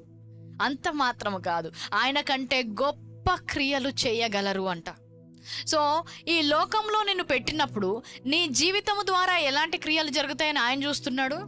యేసుక్రీస్తు చేసిన క్రియలు మినిమం, అదేంటి బేసిక్, అది అందరూ చేయగలగాలి, విశ్వాసం ఉంచిన వారు అందరూ. అక్కడి నుంచి అధిక విశ్వాసంలోకి వెళ్తున్న వారు అంతకంటే గొప్ప క్రియలు చేయగలగాలి. నేను విశ్వసిస్తున్నాను అంటే యేసు చేసిన క్రియలన్నా చేయగలగాలంట. మనం నా యందు విశ్వాసం ఉంచువాడు నేను చేసిన క్రియలు చేయును అంటున్నాడు. నాకు విశ్వాసం ఉంది అంటే, సో దేవుడు యొక్క స్టాండర్డ్లో that is the basic standard అనమాట. ఒక విశ్వాసకి ఇచ్చిన బేసిక్ స్టాండర్డ్ ఇంతన్నా చేయాలి. అక్కడి నుంచి లెవెల్స్ ఉంటాయి. మీరు విశ్వాసంలో పెరుగుతూ ఉంటే నేను చేసిన దానికంటే ఇంకా ఎక్కువ చేసుకుంటూ పెరుగుతుంది. So as you're going from faith to faith, not only the works of Christ but you're going to greater works, greater works, greater works, greater works, greater works. అది దేవుడు మన జీవితం ద్వారా చూడాలనుకుంటున్నాడు. కానీ పరిస్థితులు వచ్చి భయం అయిపోయేసరికి ఏమైపోతుంది? క్రీస్తు చేసే కార్యాలు కూడా మనం ఇంకా చేయలేకపోతున్నాం. అంటే ద బేసిక్ స్టాండర్డ్ కూడా మనం చేయలేకపోతున్నాం. The minimum that is expected out of a believer, that is also we're not able to do. చూడండి, ఆయన ఎప్పుడైతే ఈ లోకానికి వచ్చాడో, ఈ లోకములో జయించడానికి వచ్చాడు. నేను ఈ లోకాన్ని జయిస్తానని చెప్పి ఎవరి దగ్గరికి వెళ్ళాడు? శాస్త్రుల దగ్గరికి వెళ్ళలేదు, బలమైన వారి దగ్గరికి వెళ్ళలేదు, చేపలు పట్టే వాళ్ళ దగ్గరికి వెళ్ళాడంట. చేపలు పట్టే వాళ్ళ దగ్గరికి వెళ్ళి మిమ్మల్ని మనుషులు పట్టే జాలరుగా చేస్తాను అంటున్నాడు. ఎందుకు అలాంటి సాధారణమైన వ్యక్తి దగ్గరికి వెళ్ళాడు యేసుక్రీస్తు అంటే? ఒక సాధారణమైన వ్యక్తి కూడా అసాధారణమైన కార్యాలు చేయగలడు అని చెప్పడానికి, దేవుని యొక్క కృప ద్వారా, ఆయన అనుగ్రహించే ఆత్మ ద్వారా. ఆమేన్. సో పేతురు చేపలు పట్టే జాలరి మాత్రమే కాదు, చదువు లేని పామరుడు అని కూడా మనం అపోస్తుల కార్యంలో చూస్తాం. చదువు లేని, విద్య లేని వీరికి ఇంత ధైర్యం ఎలాగొచ్చింది, ఇలాగెందుకు బోధిస్తున్నారని. చదువు లేని పేతురు పత్రిక రాశాడు. ఆ పేతురు పత్రిక అర్థం చేసుకోవడానికి పిహెచ్డి చదువుకున్న వాళ్ళు కూడా ఈరోజు దాంట్లో కోర్స్ చేస్తున్నారంట. థియాలజీ థీసిస్ చేస్తున్నారు. ఎవరు? ఒక చేపలు పట్టే వ్యక్తి రాసిన ఉత్తరము యొక్క ప్రత్యక్ష జ్ఞానము పొందుకోవడానికి. అంటే ఎంత జ్ఞానము పేతురుకి ఇవ్వబడింది. ఎందుకు? ఆయనలో విశ్వాసము ఉంచడము ద్వారా. ఎన్నో సంవత్సరాల క్రితము ఒక చేపలు పట్టే వ్యక్తి, చదువు రాని వ్యక్తి ఒక పత్రిక రాసి వెళ్ళిపోతే దానిలోని లోతు అర్థం చేసుకోవడానికి ఈరోజు దాంట్లో ఎంతో గొప్ప జ్ఞానులైన వారు కూడా కూర్చొని డిబేట్స్, కాన్వర్సేషన్స్, డిస్కషన్స్, ఏమన్నాడు, ఇదేమన్నాడు, అదేమన్నాడు, అంత జ్ఞానాన్ని దేవుడు పేతురుకి ఇచ్చాడంట. So that is an example. ఒక వ్యక్తి ద్వారా దేవుడు ఎన్నో తరాలు, ఈ యుగం మాత్రమే కాదు రాబో యుగమందు కూడా యేసుక్రీస్తే పై స్థానంలో ఉన్నాడని నమ్ముచే ఈ జనరేషన్లో కాదు, వచ్చే అన్ని జనరేషన్స్లో కూడా మన సాక్ష్యము వినబడేలాగా దేవుడు మన ద్వారా కార్యం చేస్తాడంట. ఆమెన్. సో దేవుడు మనకు చేసిన కార్యాలను మనము గుర్తు చేసుకొని, ఏ కార్యమైతే దేవుడు మనకి ఇచ్చాడో, ఏ శక్తిని మనకి ఇచ్చాడు, ఎలాంటి అధికారం ఇచ్చాడు, ఆయనలో మనం ఏం కలిగి ఉన్నాము, వాట్ ఈజ్ అవర్ ఐడెంటిటీ తెలుసుకోకపోతే భయం వచ్చినప్పుడల్లా కూడా భయానికి భయపడిపోయి విశ్వాసంలో మనం ఎదగలేం. ఒకసారి యేసుక్రీస్తు ఏదైనా సందర్భం వచ్చినప్పుడు ఆయన ఎలాగా ఆలోచించాడో చూడండి. ఆయన ఏం చెప్తున్నాడో చూడండి. లాజరు చనిపోయాడన్న వార్త రాకముందే ఆయన అనారోగ్యంగా ఉన్నాడన్న వార్త యేసుక్రీస్తుకు వస్తుంది. ఆయన అనారోగ్యంగా ఉన్నప్పుడు, ఆయనకు వార్త వచ్చినప్పుడు పేతురు వచ్చి చెప్తాడు, లాజర్కి చాలా అనారోగ్యంగా ఉందంట. శిష్యులు వచ్చి అంటున్నారు, మరి వెళ్దామా లాజర్ దగ్గరికి అన్నప్పుడు, ఏం కాదు పర్వాలేదు మౌనంగా ఉంటాడు, ఏం చెప్పడు. ఎందుకు? అనారోగ్యం అంటే సరే లాస్ట్ చూపులు, లేదంటే ఇంకా కొంచెము సమయం ఉంది అన్నమాట. ఇంకా కొంచెము సమయం ఉన్నప్పుడే యేసుక్రీస్తు గనక ఆశ్చర్య కార్యం చేసి ఉంటే ఒక మనుషుడు చేసిన కార్యంలాగే ఉండేది. ఎందుకు? ఒక్కొక్కసారి డాక్టర్స్ దగ్గరికి వెళ్తే కరెక్ట్ టైంలో తీసుకొని వచ్చారు, కరెక్ట్ టైంకి. ఇంకొంచెం ఆలస్యం అయి ఉంటే ఇంకా మేము కూడా ఏమీ చేయలేకపోయేవారము. సో యేసుక్రీస్తు ఏం చేస్తున్నాడు? ఇంకా కొంచెం ఆలస్యం అయ్యే సమయం వరకు వేచి చూస్తున్నాడు. ఎందుకు? ఒక మానవుడు చేసింది నేను చేసిందని చెప్పుకోవడానికి కాదు, ఏ మానవుడు, ఏ డాక్టర్ చేయలేనిది నేను చేశాను అని చెప్పడానికి, దేవునికి మహిమ రావడానికి. ఆలస్యం అవుతుంది. డాక్టర్స్ కూడా ఏమంటారు, ఆలస్యం అయిపోయింది, ఇంకేం చేయలేము, ఇట్స్ డన్. మీరు ఒక 1 hour ముందు వచ్చేది ఉండే, ఒక రోజు ముందు వచ్చేది ఉండే, కొన్ని నిమిషాల ముందన్న వచ్చేది ఉండే, అరే యాక్సిడెంట్ అవ్వగానే తీసుకొని వచ్చేది ఉండే, అక్కడే ఎవరన్నా చేసేది ఉండే. అంటే ఆ సమయం ఉన్నంత వరకు కూడా ఒక మనిషి చేయగలడు, కానీ ఆ సమయము దాటేసిన తర్వాత ఏ మనుషుడు కూడా చేయలేదు. ఒకవేళ జస్ట్ ఇంకా 30 minutes, ఆయన చనిపోయిన వెంటనే కూడా రాలేదు. ఆయన చనిపోయిన వెంటనే వచ్చి ఉంటే, చనిపోలేదు, ఊరికే కళ్ళు తిరిగి పడిపోయినట్టున్నాడు లాజర్, అందుకే ఆయన లేచాడు అంటుండే. ఒకసారి కొన్ని ఆశ్చర్యాలు మనం చూస్తాం. ఆయన చనిపోలేదు, ఇదిగో సిపిఆర్ చేస్తే, మేము కూడా సిపిఆర్ చేస్తే బతికారు. ఇలాంటి మానవ ఆలోచనకు, రీజనింగ్కి ఛాన్స్ ఇవ్వకుండా ఆయన ఏం చేశాడు, 4 రోజుల తర్వాత 4 రోజుల తర్వాత ఇంకేం రీజనింగ్ ఉంటుంది? మనుషుని ఆలోచనకు రీజనింగే ఉండదు. మార్త వచ్చింది, go to John chapter 4:11. Martha వచ్చి, ప్రభువా నువ్వు గనక ముందే వచ్చి ఉంటే లాజర్కి ఈ పరిస్థితి వచ్చేదే కాదు, లాజర్కి ఈ పరిస్థితి రావాలనే నేను ముందే రాలేదు అనుకుంటున్నాడు అనుకుంటా దేవుడు. ఎందుకంటే ఆ పరిస్థితి వచ్చే వరకు యేసుక్రీస్తు ఎందుకన్నా ముందర వచ్చి ఉంటే అది ఒక మానవ చేసే క్రియ అని కొట్టి పారేసేవాళ్ళు అప్పుడు పరిసయ్యులు కానీ శాస్త్రులు కానీ ఇప్పుడున్న వారైనా కానీ. ఆయన వచ్చినప్పుడు ఆయనకేం కాదు. Put that verse, John chapter 11. He saying, I am the resurrection and I am the life. ఆయన నేనే జీవము, నేనే పునరుత్థానము అంటున్నాడు. నేనే జీవము అనట్లేదు, నేనే జీవము, నేనే పునరుత్థానము. పునరుత్థానము జీవము కంటే కూడా ఒక లెవెల్లో ఎక్కువ ఉంటుంది అన్నమాట.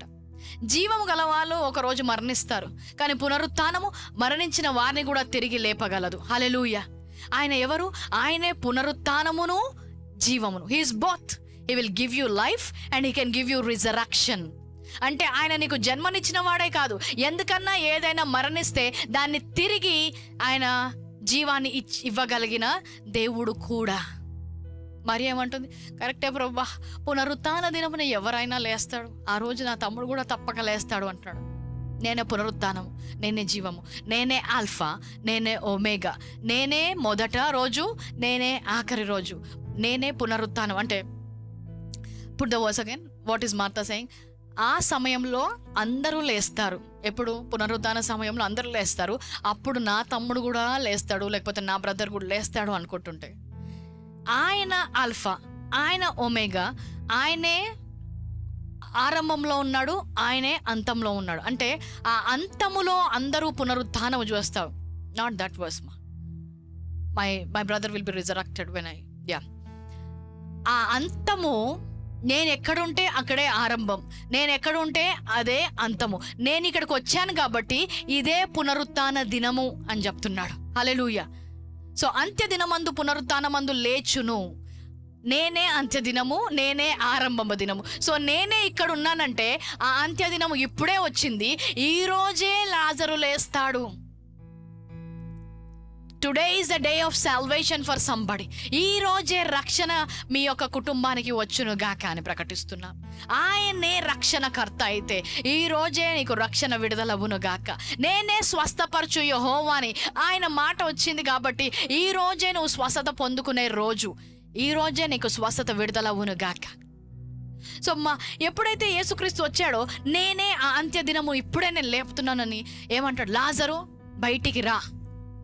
ఆ కాలంలో వారిని పాతి పెట్టేటప్పుడు ఏం చేస్తారంటే శరీరాన్ని ఎంబామింగ్ చేస్తారంటే అత్తరుతో, వేరే తైలాలతో ఆ శరీరాన్ని అంతా కూడా వారు పూసి దాన్ని మొత్తము ఒక ఏమంటారు పొత్తి గుడ్డలు లాంటి గుడ్డలతో చుట్టేసి, మొత్తం అన్ని గుడ్డలతో చుట్టేసి ఆ శరీరం ఇంకా కదలకుండా ఏం అవ్వకుండా అక్కడ పెట్టడానికి వారు సమాధి లోపల పెడతారంట. అలాంటి శరీరంతో ఆయన మాట్లాడినప్పుడు చూడండి, యేసుక్రీస్తు ఏ ఆశ్చర్యకార్యం, అద్భుత కార్యం చేసినా కూడా ఇదిగో నాకెంత పవర్ ఉందో నేను చూపెట్టడానికి చేయలేదు.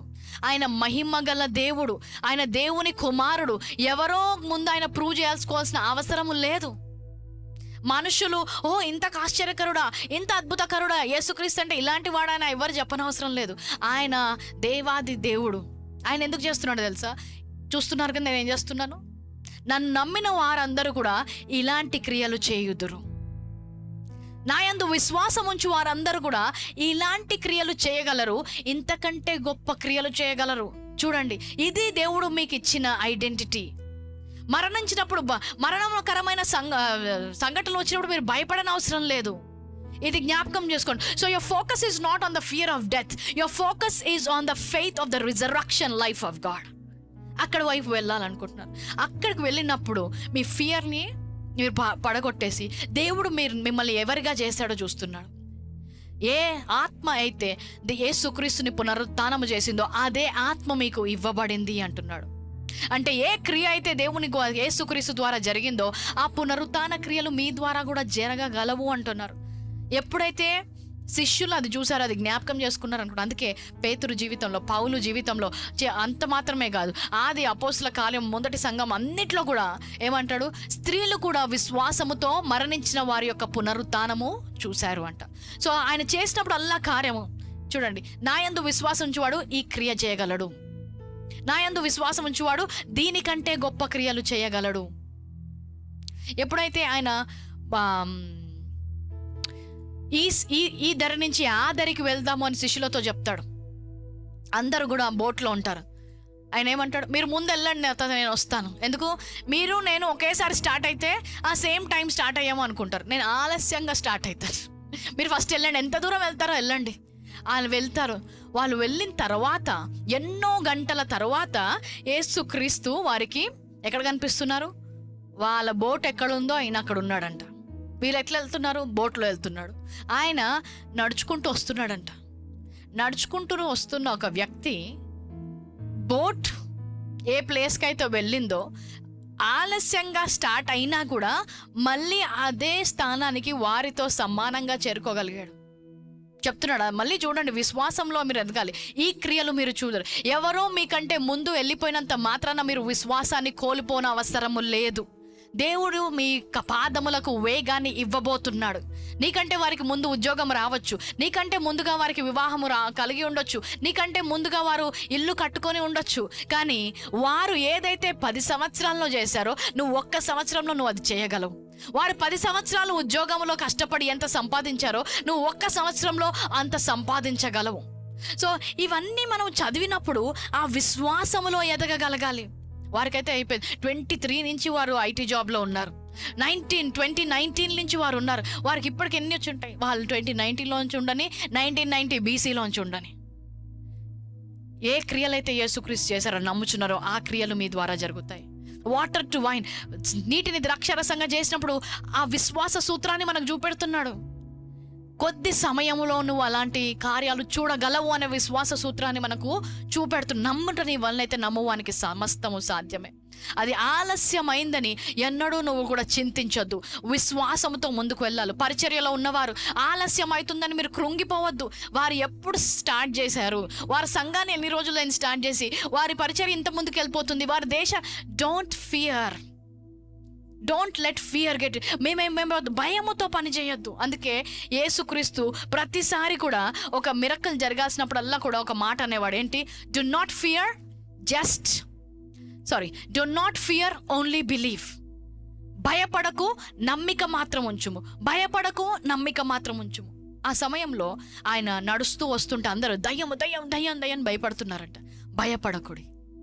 భయపడకుడి నేను యేసుక్రీస్తున్నప్పుడు పేతురు అంటాడు, యేసు అది నువ్వే అయితే నేను కూడా నీలాగా నడిచేలాగా నాకు ఆజ్ఞిమ్ము అంటున్నాడు. Now you got it. ఇప్పుడు అర్థమైంది మీకు. నేను నీళ్ళ మీద నడిచేది బోట్ లేదని కాదు. నేను నీళ్ళ మీద నడిచేది మీకంటే ఎంత ఫాస్ట్గా పరిగెత్తి రావగలను మీకు చూపెట్టడానికి కాదు. నేను నీళ్ళ మీద నడిచేది నేను చేసినట్లే మీరు కూడా చెయ్యగలరు అని, దాని కొరకు మీరు విశ్వసించగలరు అని. సో విశ్వాసము ఉన్నవారు అలాంటి క్రియలు చేయగలరు అని నమ్మితే చూడు మీరు నడవగలరు. ఇప్పుడు పేతురుని నడిపిస్తానని చెప్పి ఆ రోజు ఆ పేతురు నీళ్ళ మీద నడిచాడంట. సో ప్రతిసారి ఒక అద్భుత కార్యము, ప్రతిసారి దేవుని వాక్యంలోంచి మిరకల్స్ చూసినప్పుడు అల్లా కూడా ఈ క్రియ నువ్వు చేయగలవు అనే విశ్వాసము నీకు రావాలి. అది నీకు ఇవ్వబడింది అన్న విశ్వాసము నీకు రాగలగాలి. హల్లెలూయా.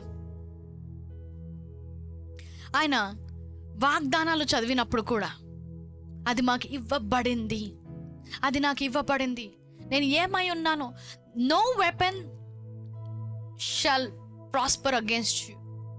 ఏ ఆయుధము కూడా నీకు నీకు విరోధముగా చూపబడిన ఏ ఆయుధము కూడా వర్ధిల్లదు అన్నప్పుడు అది ప్రార్థన కాదు, అది ప్రార్థన కాదు. That is your identity. దేవుడు నీ కొరకు ఏమి ఇచ్చాడో అది నువ్వు తెలుసుకుంటున్నావు కాబట్టి, నువ్వు ఎవరై ఉన్నావో వారు ఆయుధము తయారు చేసినా కూడా ఆ ఆయుధము నీ పట్ల వర్ధిల్లదు. ఇస్సాకు జీవితంలో మనం చూసినట్లయితే అబీమెలెకు అనే రాజుకి ఇస్సాకును చూసినప్పుడు భయం వేసి, I think Genesis chapter 26 verse 22 I think, Abimelech రాజు ఏమంటాడు, ఇస్సాకుని ఎవ్వరు కూడా ఆయనను ముట్టొద్దు, ఆయన భార్యను ముట్టద్దు, ఆయనను ముట్టద్దు, ఆయనను అసలు ముట్టనే ముట్టద్దు. ఎందుకు? ఆయన ఒక ప్రత్యేకమైన వ్యక్తి, ఆయన చుట్టూ దేవుని యొక్క కాపుదల ఉంది, నీకు ఒక ప్రొటెక్షన్ ఉంది. Your enveloped in a protection. నీ చుట్టూ కూడా నువ్వు మామూలు వ్యక్తివి కాదు, దేవుని యొక్క కాపుదల, రక్షణ, ఒక కేడము ఉందంట నీకు. సో ఏ ఆయుధం వారు చూపిస్తే ఏంటి, ఎన్ని ఆయుధాలు వేసినా కూడా ఒక గోడకి వేసారనుకోండి వర్ధిల్లుతాయి, అక్కడే పడిపోతాయి. సో నీ ముందర నీకు గోడలాగా ఒక కంచె వేశాడు. యేసు రక్తం అనే కంచె ఉంది, అది నిన్ను తాకదు.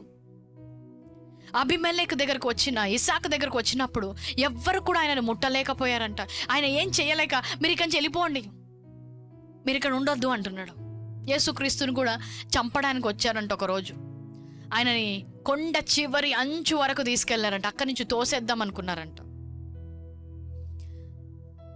కొండ చివరి అంచుకు వచ్చినప్పుడు ఆయనని తోసేద్దాం అనుకున్నప్పుడు అక్కడ ఏమని రాసి ఉంటుందంటే, యేసుక్రీస్తు వారి మధ్యలో నుంచి వెళ్ళిపోయాడంట. ఎక్కడి నుంచి? సడన్గా మాయమైపోలేదు, వారి మధ్యలోంచి వెళ్ళిపోయాడు. ఏమైంది అక్కడ? అద్భుత కార్యం ఏం జరిగిందో నాకు తెలియదు, కానీ ఆయన ఒక కాన్షియస్, నా జీవితంలో ఏది జరిగినా కూడా, ఏది కూడా నన్ను తాకదు, ఏ ఆయుధము కూడా నాకు వ్యతిరేకంగా రూపింపబడినా అది వర్ధిల్లదు అని ప్రకటిస్తూ, అది వర్ధిల్లదు. You have to carry that conscious. నేను నా ప్రాణము పెడితే కానీ నా ప్రాణము ఎవరు తీయలేడు, అది ఆయన ఐడెంటిటీ, అది నాకు కలిగి ఉన్నాడని ఆయన ఎరిగి ఉన్నాడు. సో నేను పెట్టాలి, నేను దూకితే కానీ కొండ మీద నుంచి నన్నెవడు దోసివేయలేడు, నేను నా ప్రాణం పెడితే కానీ నా ప్రాణం ఎవరు తీయలేరు అంటున్నాడు. కెన్ ఐ హ్యావ్ Psalm 91, కీర్తనలు 91. కీర్తనలు 91 కేవలం ప్రార్థించడానికి ఒక ప్రార్థన కాదు, దట్ ఈజ్ యువర్ ఐడెంటిటీ. మహోన్నతుల చాటున నివసించువాడే సర్వశక్తి నీడను విశ్రమించువాడు. నెక్స్ట్ వర్స్, ఆయనే నా ఆశ్రయము, నా కోట, నేను నమ్ముకున్న నా దేవుడు, నేను యెహోవాను గురించి చెప్పుచున్నాను. You know this identity from verse 3. Whatever I'm reading, ఇది దేవాని ప్రార్థన చేసే ప్రార్థన కాదు, ఇది దేవుడు నీకు ఇచ్చిన గుర్తింపు, దేవుడు నీకు ఇచ్చిన వాగ్దానము. అది ఎవరివై ఉన్నా, he showing you, he's telling who you are in this verses. నువ్వు ఎవరై ఉన్నావో ఈ వచనాల్లో నీకు చూపిస్తున్నాడంట. ఎవరివంట నువ్వు? 3వ వచనం, వేట కాని ఊరిలో ఉన్న నువ్వు తప్పించబడతావు, నాశనమైన కరమైన తెగులు రాకుండా నిన్ను రక్షించును. 4వ వచనం, ఆయన తన రెక్కలతో నిన్ను కప్పును, ఆయన రెక్కల క్రింద నీకు ఆశ్రయము కలుగును, ఆయన సత్యము కేడమును డాలు అయి ఉన్నది. రాత్రివేళ కలుగు భయముకైనను, పగటివేళ ఎగురు బాణముకైనను, చీకటిలో సంచరించు తెగులుకైనను, మధ్యాహ్నమందు పాడు చేయు రోగమునకైనవు నువ్వు భయపడక ఉందువు. నీ పక్కన 1000 మంది పడినా, నీ కుడి పక్కన 10,000 మంది కూలినా అపాయము నీ యొద్దకు రాదు. నీవు కనులారా చూచుచుండగా భక్తిహీనులకు ప్రతిఫలము కలుగును. సో ఈ వర్సెస్ అన్ని పొద్దున్నే లేసి దేవా నన్ను రక్షించు దేవా కాదు, అది నువ్వు ఎవరై ఉన్నాడో నీకు నువ్వెవరో తెలుసా? ఇటు 10,000 మంది పడ్డా, ఇటు 10,000 మంది పడ్డా కూడా అపాయము రాదు అంట. అలాంటి వ్యక్తివి నువ్వు. యేసుక్రీస్తుని చంపడానికి వస్తే ఏమైంది? ఇంతమంది 1000 మంది 100 మంది ఆయనని కొండ మీద నుంచి తోసేయడానికి వచ్చినా కూడా అపాయం ఆయన యొద్దకు రాలేదు. నీకు కోటగా నీ దేవుడు ఉన్నాడు. నువ్వు ఎవరై ఉన్నావో అది నీకు చూపిస్తున్నాడు.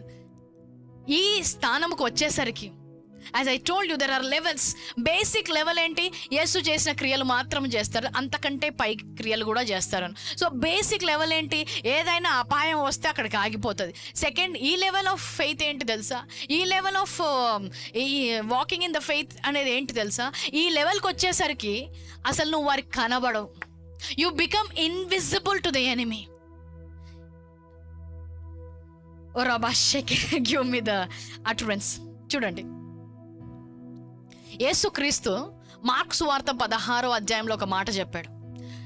16వ అధ్యాయము he says they shall speak in new tongues, అంటే వారు భాషల్లో మాట్లాడతారు, వారు దయ్యాలను వెలగొడతారు. Can I have the verse in Telugu? They will cast out demons. Mark chapter 16. వారు చేతులేసి ప్రార్థన చేయనప్పుడు రోగులు స్వస్థపరచబడతారు అని. సో మార్క్ చాప్టర్ 16, ఈ మార్కు సువార్త 16వ అధ్యాయంలో రోగుల మీద వారు చేయి వేసినప్పుడు వారు స్వస్థత నొందురు. Mark 16:18. This is the base line for every believer. ప్రతి ఒక్కరికి కూడా ఇదేంటంటే మినిమం స్టాండర్డ్. చేతులు వేసినప్పుడు వారు స్వస్థపరుస్తాడు. ఆయన మ్యాక్సిమం చెప్పట్లేదు. ఏమన్నాడు? నమ్మినట్లయితే నేను చేసిన క్రియలు చేస్తారు, నాకంటే ఎక్కువ క్రియలు చేస్తారు. ఆయన వాక్యంలో మినిమం ఏం చేయగలుగుతారో చెప్పాడు, మ్యాక్సిమంకి లిమిటేషన్స్ తీసేశాడు. మ్యాక్సిమం నేను చేయనంత చేయగలుగుతావు నువ్వు అంతే అనట్లేదు, మినిమం నేను చేయగలనంత చేయగలుగుతావు. సో మినిమం ఏంటి? మినిమం ఏం చేశాడు యేసుక్రీస్తు? చేతులేసి వారిని స్వస్థపరిచాడు. పేతురుకు అర్థమైంది, this is the base line. Minimum చేతులేస్తే స్వస్థపరచబడాలి. నువ్వు అక్కడి నుంచి పైకి వెళ్ళడానికి ఇంకొక ప్లేస్ ఉంది. The maximum in God doesn't have limitations.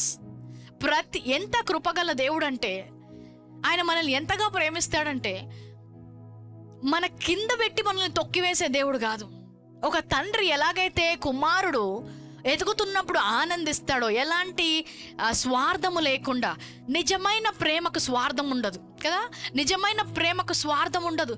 నాకంటే ఎక్కువ పోతున్నారని అసూయ ఉండదు, ఆనందిస్తారు.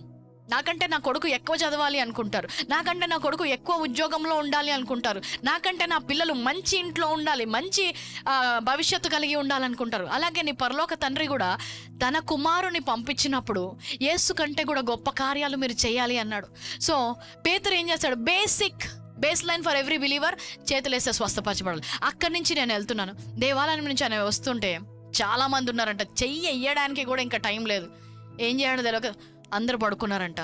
ఇప్పుడు నీడ కూడా అందరినీ స్వస్థపరచుకుంటూ వెళ్ళిపోయారంట. ఆమెన్.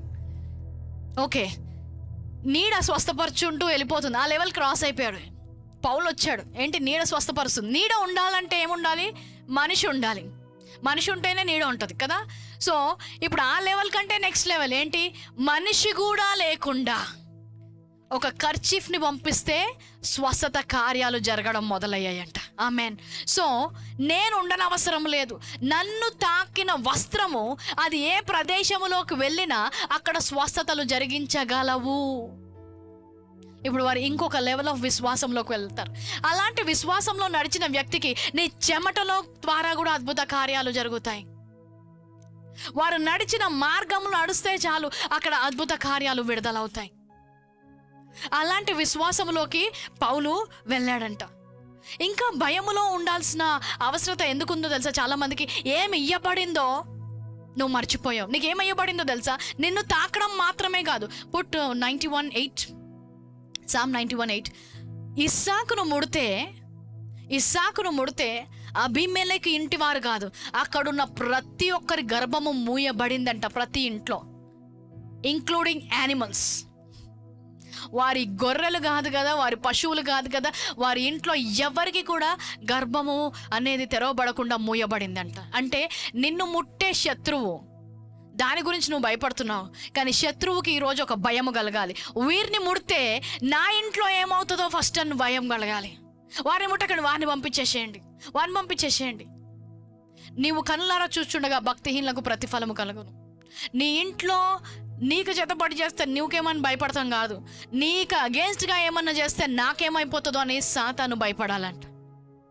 దేవుని యొక్క మందసము తీసుకొని అజ్డోను అనే ఒక దేవత పక్కన పెడతారు తీసుకెళ్ళి. ఫిలిస్తీన్లు తెలియక, ఎంత శక్తి ఉందో ఈ మందసంలో తెలియక వెళ్ళిపోతారు.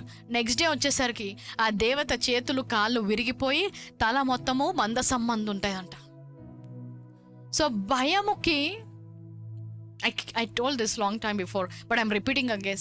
భయానికి నిన్ను చూస్తే భయము కలగాలంట. విశ్వాసిని చూస్తే భయానికి భయము కలగాలి. వాళ్ళను ముడితే నాకేమవుతుందో, వాళ్ళను తాకితే నాకేమవుతుందో అని.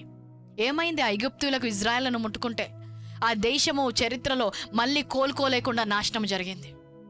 ఆ దేశపు చరిత్రలో ఎంతో బలం మాకుందన్న వారు కుప్పకూలిపోయారు ఎర్ర సముద్రంలో.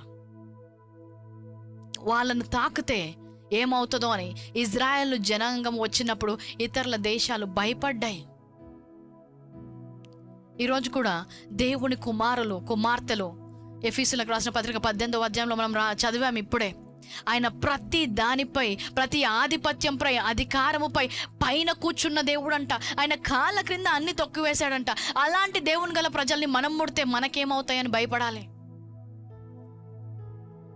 ఈరోజు నువ్వు భయములో నడవాల్సిన అవసరము లేదు. నిన్ను దేవుడు ఎలా, put this verse for me, John chapter 3:8, నువ్వు ఈరోజు వారు నిన్ను ఏం చేస్తారో అన్న భయం కాదు. అసలు ఫస్ట్ ఆఫ్ ఆల్ నువ్వు వారికి దొరకాలి కదా, వారు నిన్ను కనుగొనాలి కదా. ఆత్మలోకంలో దేవుడు నిన్ను ఏం చేశాడో చూడండి. యోహాను సువార్త 3:8 గాలి తనకిష్టమైన చోటున విసురును, నువ్వు దాని శబ్దము విందువే గాని అది ఎక్కడి నుంచి వచ్చునో ఎక్కడికి పోవునో నీకు తెలియదు.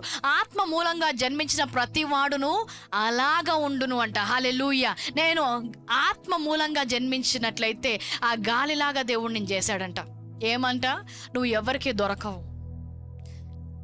పట్టుకొని రావచ్చు, వాళ్ళు నిమ్మకాయలు తీసుకురావచ్చు, ఎక్కడ పెట్టినా. ఇక్కడ ఉన్నావేమని చూస్తే అక్కడ ఉండవంట, ఇక్కడ దొరుకుతావేమని చూస్తే అక్కడ దొరకవంట, ఆఫీస్లో పట్టుకొని చూస్తావంటే అక్కడ దొరకవంట, ఎక్కడా కూడా దొరకవు.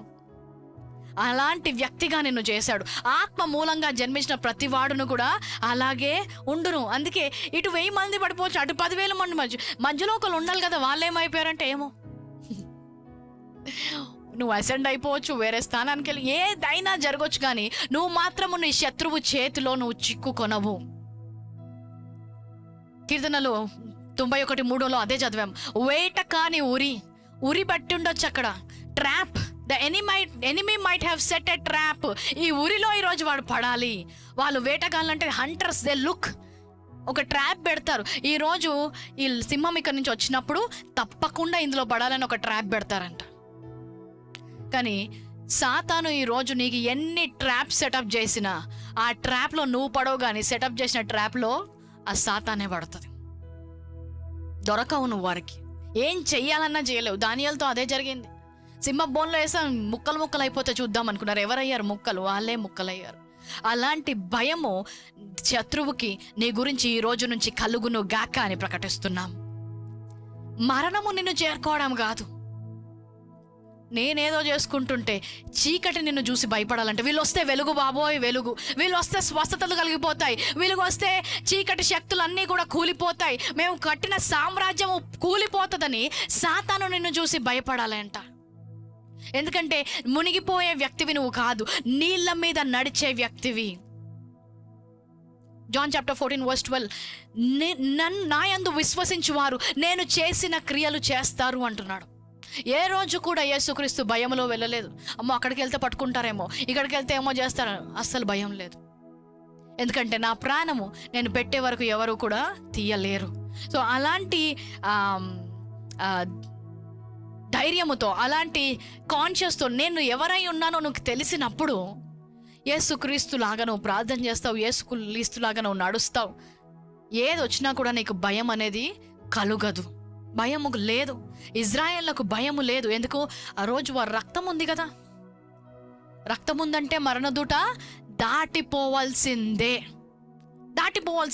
నాకు విరోధముగా ఎంత మరణదూత వచ్చినా రక్తం ఉందంటే అది దాటిపోవాల్సిందే. ఈరోజు యేసు రక్తం ద్వారా నువ్వు కడగబడ్డావా? యేసుక్రీస్తు యొక్క ఆత్మతో నింపబడ్డావా? ఉన్నావు అంటే నువ్వు దాటిపోవాల్సిందే. నీ చుట్టూ ఒక కవచం ఉంది. అంత మాత్రమే కాదు, కానీ కనిపించకుండా ఆత్మలోకంలో you become invisible to the enemy. They cannot even target you. నేను టార్గెట్ చేయాలి అంటే, ఒక బాణం విసిరాలి అంటే టార్గెట్ కనిపించాలి. టార్గెట్ కనిపించకుండా బాణం ఎక్కడికి విసురుతారు? అందుకే వాక్యంలో ఏమంటాడు, he will cause confusion in the enemies camp.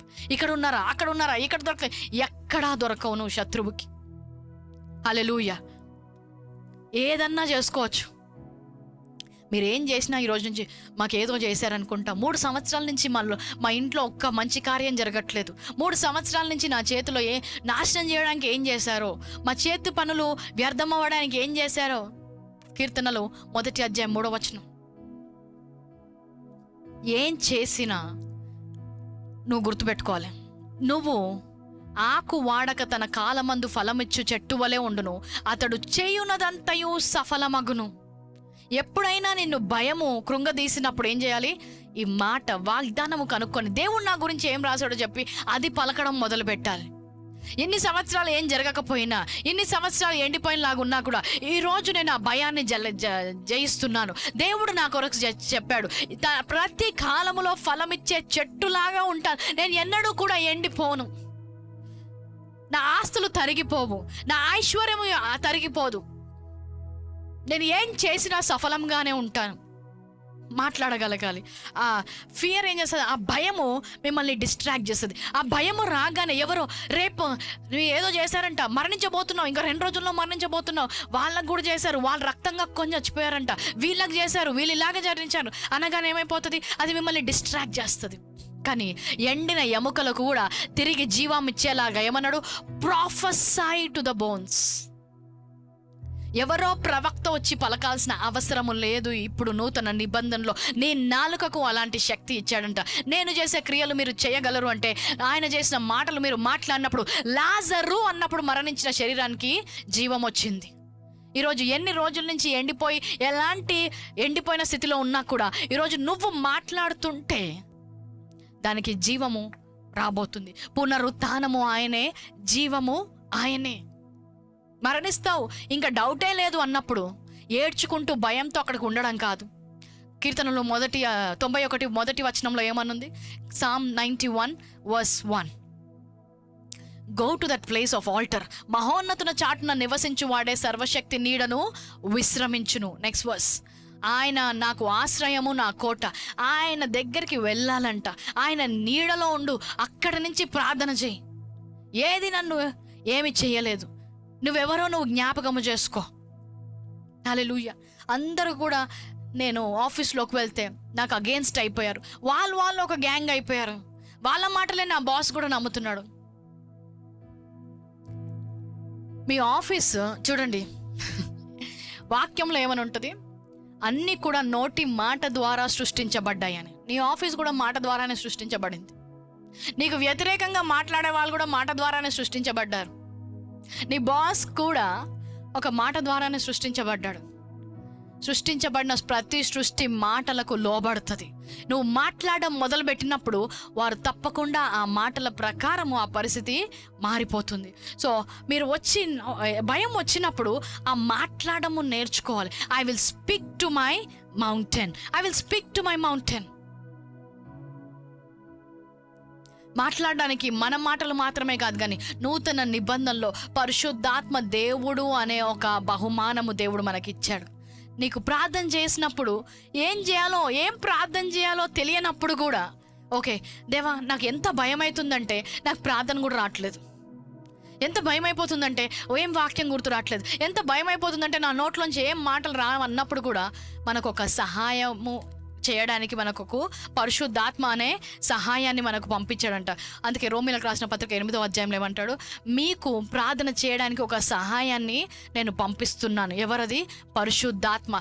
ఏమి ప్రార్థన చేయాలో తెలియనప్పుడు ఆత్మే మీ పక్షాన మూలుగలచో ఆయన ప్రార్థన చేస్తాడంట.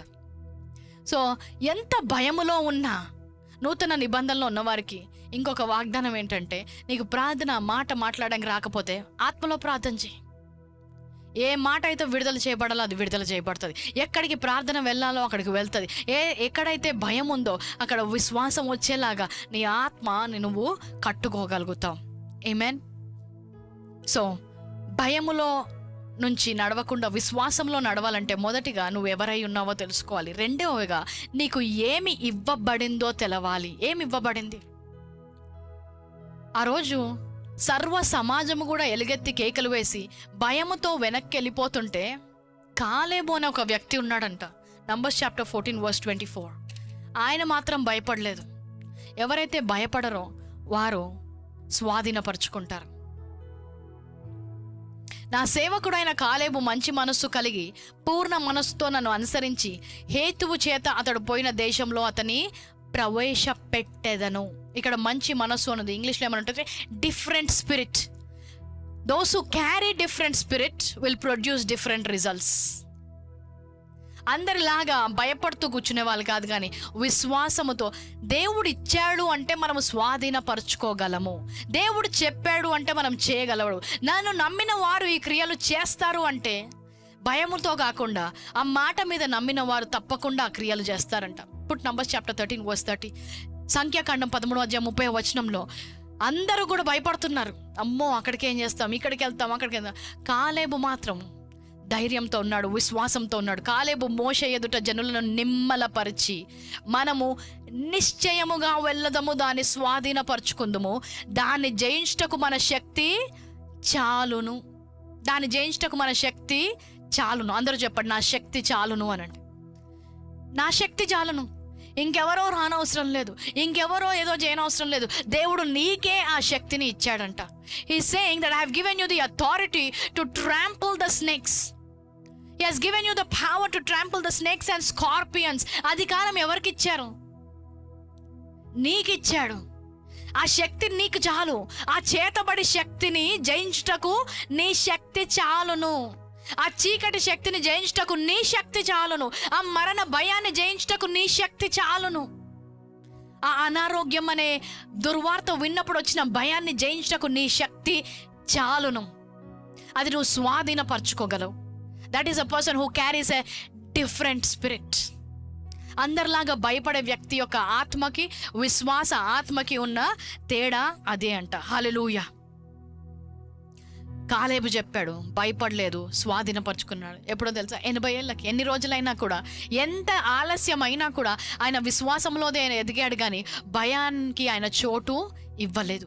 ఈరోజు కూడా నూతన నిబంధనలో మనకి ఏదైతే ప్రామిస్ చేశాడో, వాగ్దానము చేశాడో, ఆ వాగ్దానములో నడుచుటకు నీ శక్తి చాలును. నీ శక్తి చాలును. నీ శక్తి చాలును. ఆమేన్.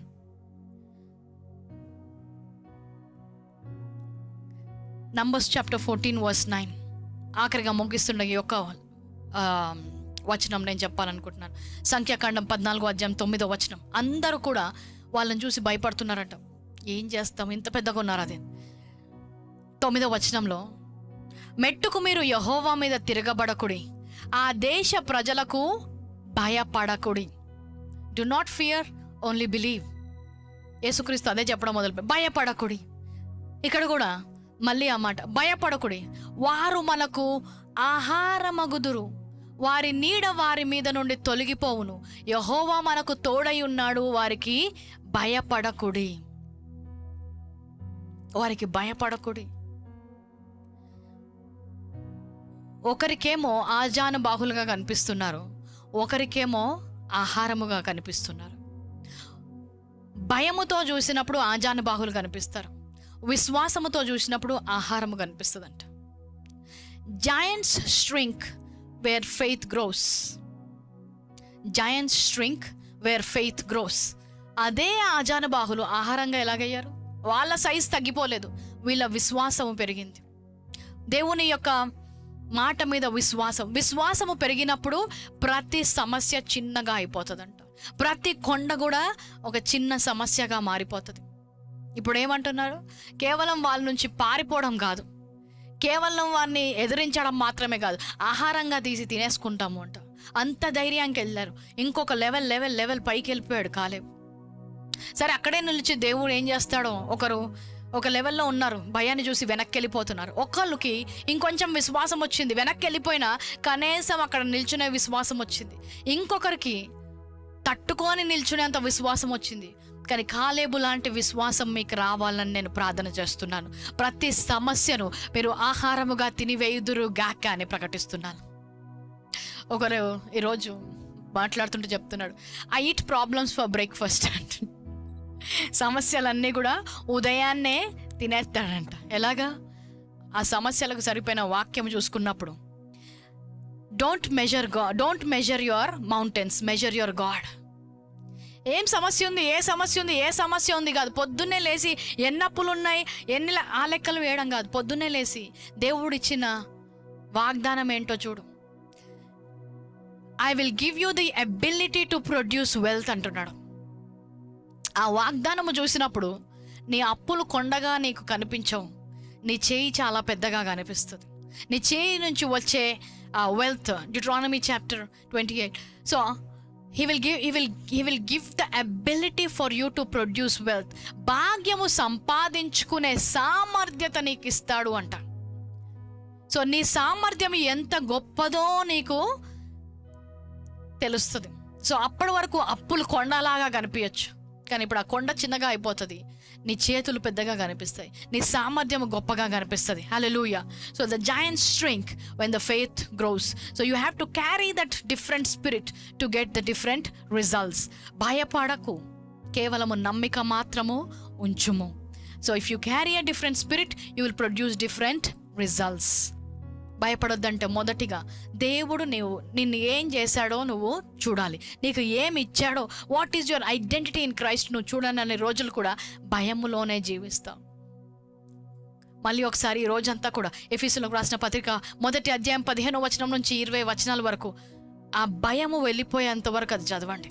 దేవుడు నీకేమిచ్చాడో చదవండి, యేసుక్రీస్తు చేసిన కార్యాలేంటో చదవండి. మత్తయి, మార్కు, లూకా, యోహాను సువార్తలో ఆయన ఏం కార్యాలు చేశాడో, ఏం క్రియలు చేశాడో చదవండి. నమ్మిక ఉంచిన వారు అలాంటి క్రియలు చేస్తారు అంటున్నాడు. హల్లెలూయా. ఆయనని చంపడానికి ఎలాంటి ప్రయత్నాలు చేసినా కూడా ఆయన భయపడలేదు. తుఫాను వచ్చినా భయపడలేదు, గాలి వచ్చినా అమ్మో ఇక్కడితో నా పరిచర్య అంతమంది పోతుందేమో, అమ్మో ఇక్కడితో నా జీవితం అయిపోద్ది, ఎవరు కూడా అలాంటి భయంలో వారు నడవలేదు. ఆ సమస్య వారికి చాలా చిన్నగా అనిపించింది, ఆ సమస్య వారికి చాలా కొద్దిగా అయిపోయింది. ఆ కొండలు అక్కడి నుంచి తొలగిపోయాయి, అది చాలా సరళమైన స్థలముగా మారిపోయింది. విశ్వాసము పెరిగినప్పుడు కొండ కరిగిపోతుంది, విశ్వాసము పెరిగినప్పుడు కొండ కరిగిపోతుంది. సో నీ విశ్వాసంలో ముందుకు వెళ్తుండగా భయాన్ని పక్కన పెట్టి focus on your identity, not on fear. Amen. ప్రార్థన చేసుకుందాం. ప్రభువానికి స్తోత్రాలు, వందనాలు చెల్లిస్తున్నాం. ప్రార్థన చేస్తుండగా ఈరోజు మీరు మాతో మాట్లాడినందుకు వందనాలు చెల్లిస్తున్నాం. భయపడకుడి, నమ్మిక మాత్రము ఉంచుడి. భయపడకుడి, నమ్మిక మాత్రం ఉంచుడి అని మీరు ఎన్నోసార్లు మీ వాక్యంలో చెప్పారు. ఈరోజు ఆ వాక్యంలో మేము ధ్యానిస్తుండగా తిరిగి మాకు ఇచ్చిన నాయన విశ్వాసము బట్టి వందనాలు. విశ్వాసములో ఎదుగుతుండగా ప్రతి భయము పారద్రోయబడును గాక అని ప్రకటిస్తున్నాం. నాయన మేము ఈ లోకంలో ఉన్న వారి వంటివి కాదు, మేము ప్రత్యేకమైన వ్యక్తులము. యేసుక్రీస్తు ద్వారా మమ్మల్ని నాయన ఒక నూతన సృష్టిగా మార్చి ఎవరకు ఇవ్వలేని వాగ్దానాలు మాకు ఇచ్చి ఆయన మీరు చేసే క్రియలన్నీ చేయగల సామర్థ్యము మాకు ఇచ్చినందుకు వందనాలు చెల్లిస్తున్నాం. ఈరోజు ఎలాంటి భయంతో కాదు, కానీ కాలేబులాగా ఆయన ఒక వేరే ఆత్మతో, ఒక మంచి మనస్సుతో, విశ్వాస ఆత్మతో ముందుకు వెళ్ళేలాగా మేము ఉండుముగాక అని ప్రకటిస్తున్నాం. మరి ఒక్కసారి ఈరోజు మాతో తిరిగి మాట్లాడినందుకు వందనాలు నాయన. ఇంకొక లెవెల్ ఆఫ్ ఫెయిత్ లోకి మమ్మల్ని ప్రవేశింపజేసినందుకు వందనాలు చెల్లిస్తున్నాం నాయన. మినిమం మాకు ఇచ్చారు, అంతైనా మేము చేయగలుగుటకు సహాయం చేయండి. అంతకు మించి అడుగులు వేయడానికి కూడా మాకు నూతన దర్శనాన్ని మాకు ఇచ్చినందుకు వందనాలు చెల్లిస్తూ, మరి ఒకసారి వాక్యం విన్న వారందరూ కూడా నూతనమైన బలము పొందుకొని ఆయన వారి యొక్క దర్శనాన్ని ఆయన ఇంకా ఎక్స్పాండ్ చేసుకొని దేవుని ద్వారా వారు ఇంకెంత గొప్ప కార్యాలు చేయగలరో ఆలోచింపజేసుకొని వారి మనసులు మారి రూపాంతరము చెంది నూతన విశ్వాసంలోకి అడుగు పెట్టుతురు గాక అని ప్రకటిస్తున్నాము తండ్రి. Amen, amen, amen. Thank you so much for joining us today. ఈరోజు వాక్యము ద్వారా దేవుడు మీతో మాట్లాడారని నేను నమ్ముచున్నాను. ఎవరికైతే ఇంకా భయంగా ఉన్నట్లయితే మరలా వాక్యము వినండి, మరలా ఆ వచనాలను ధ్యానం చేయండి. ప్రతి ఒక్క నేను చెప్పాను మొదట్లోనే, భయం అనేది ఆత్మ. ఆ ఆత్మను మీరు పారద్రోలేయాలి, ఆ ఆత్మ నుంచి మీరు విడుదల నొందుదురు గాక అని ప్రకటిస్తున్నాం. మీకు పిరికితనము గల ఆత్మని ఇవ్వలేదు, దత్తపుత్ర ఆత్మ మీకు ఇవ్వబడింది, పరిశుద్ధాత్మ ఆత్మ మీకు ఇవ్వబడింది. అలాంటి ఆత్మ గలవారు కాలేబులాగా అన్నింటినీ కూడా మీరు స్వాధీనపరుచుకొని స్వతంత్రించుకుందురుగాక. Amen, amen. Thank you so much. God bless you. See you all in the evening.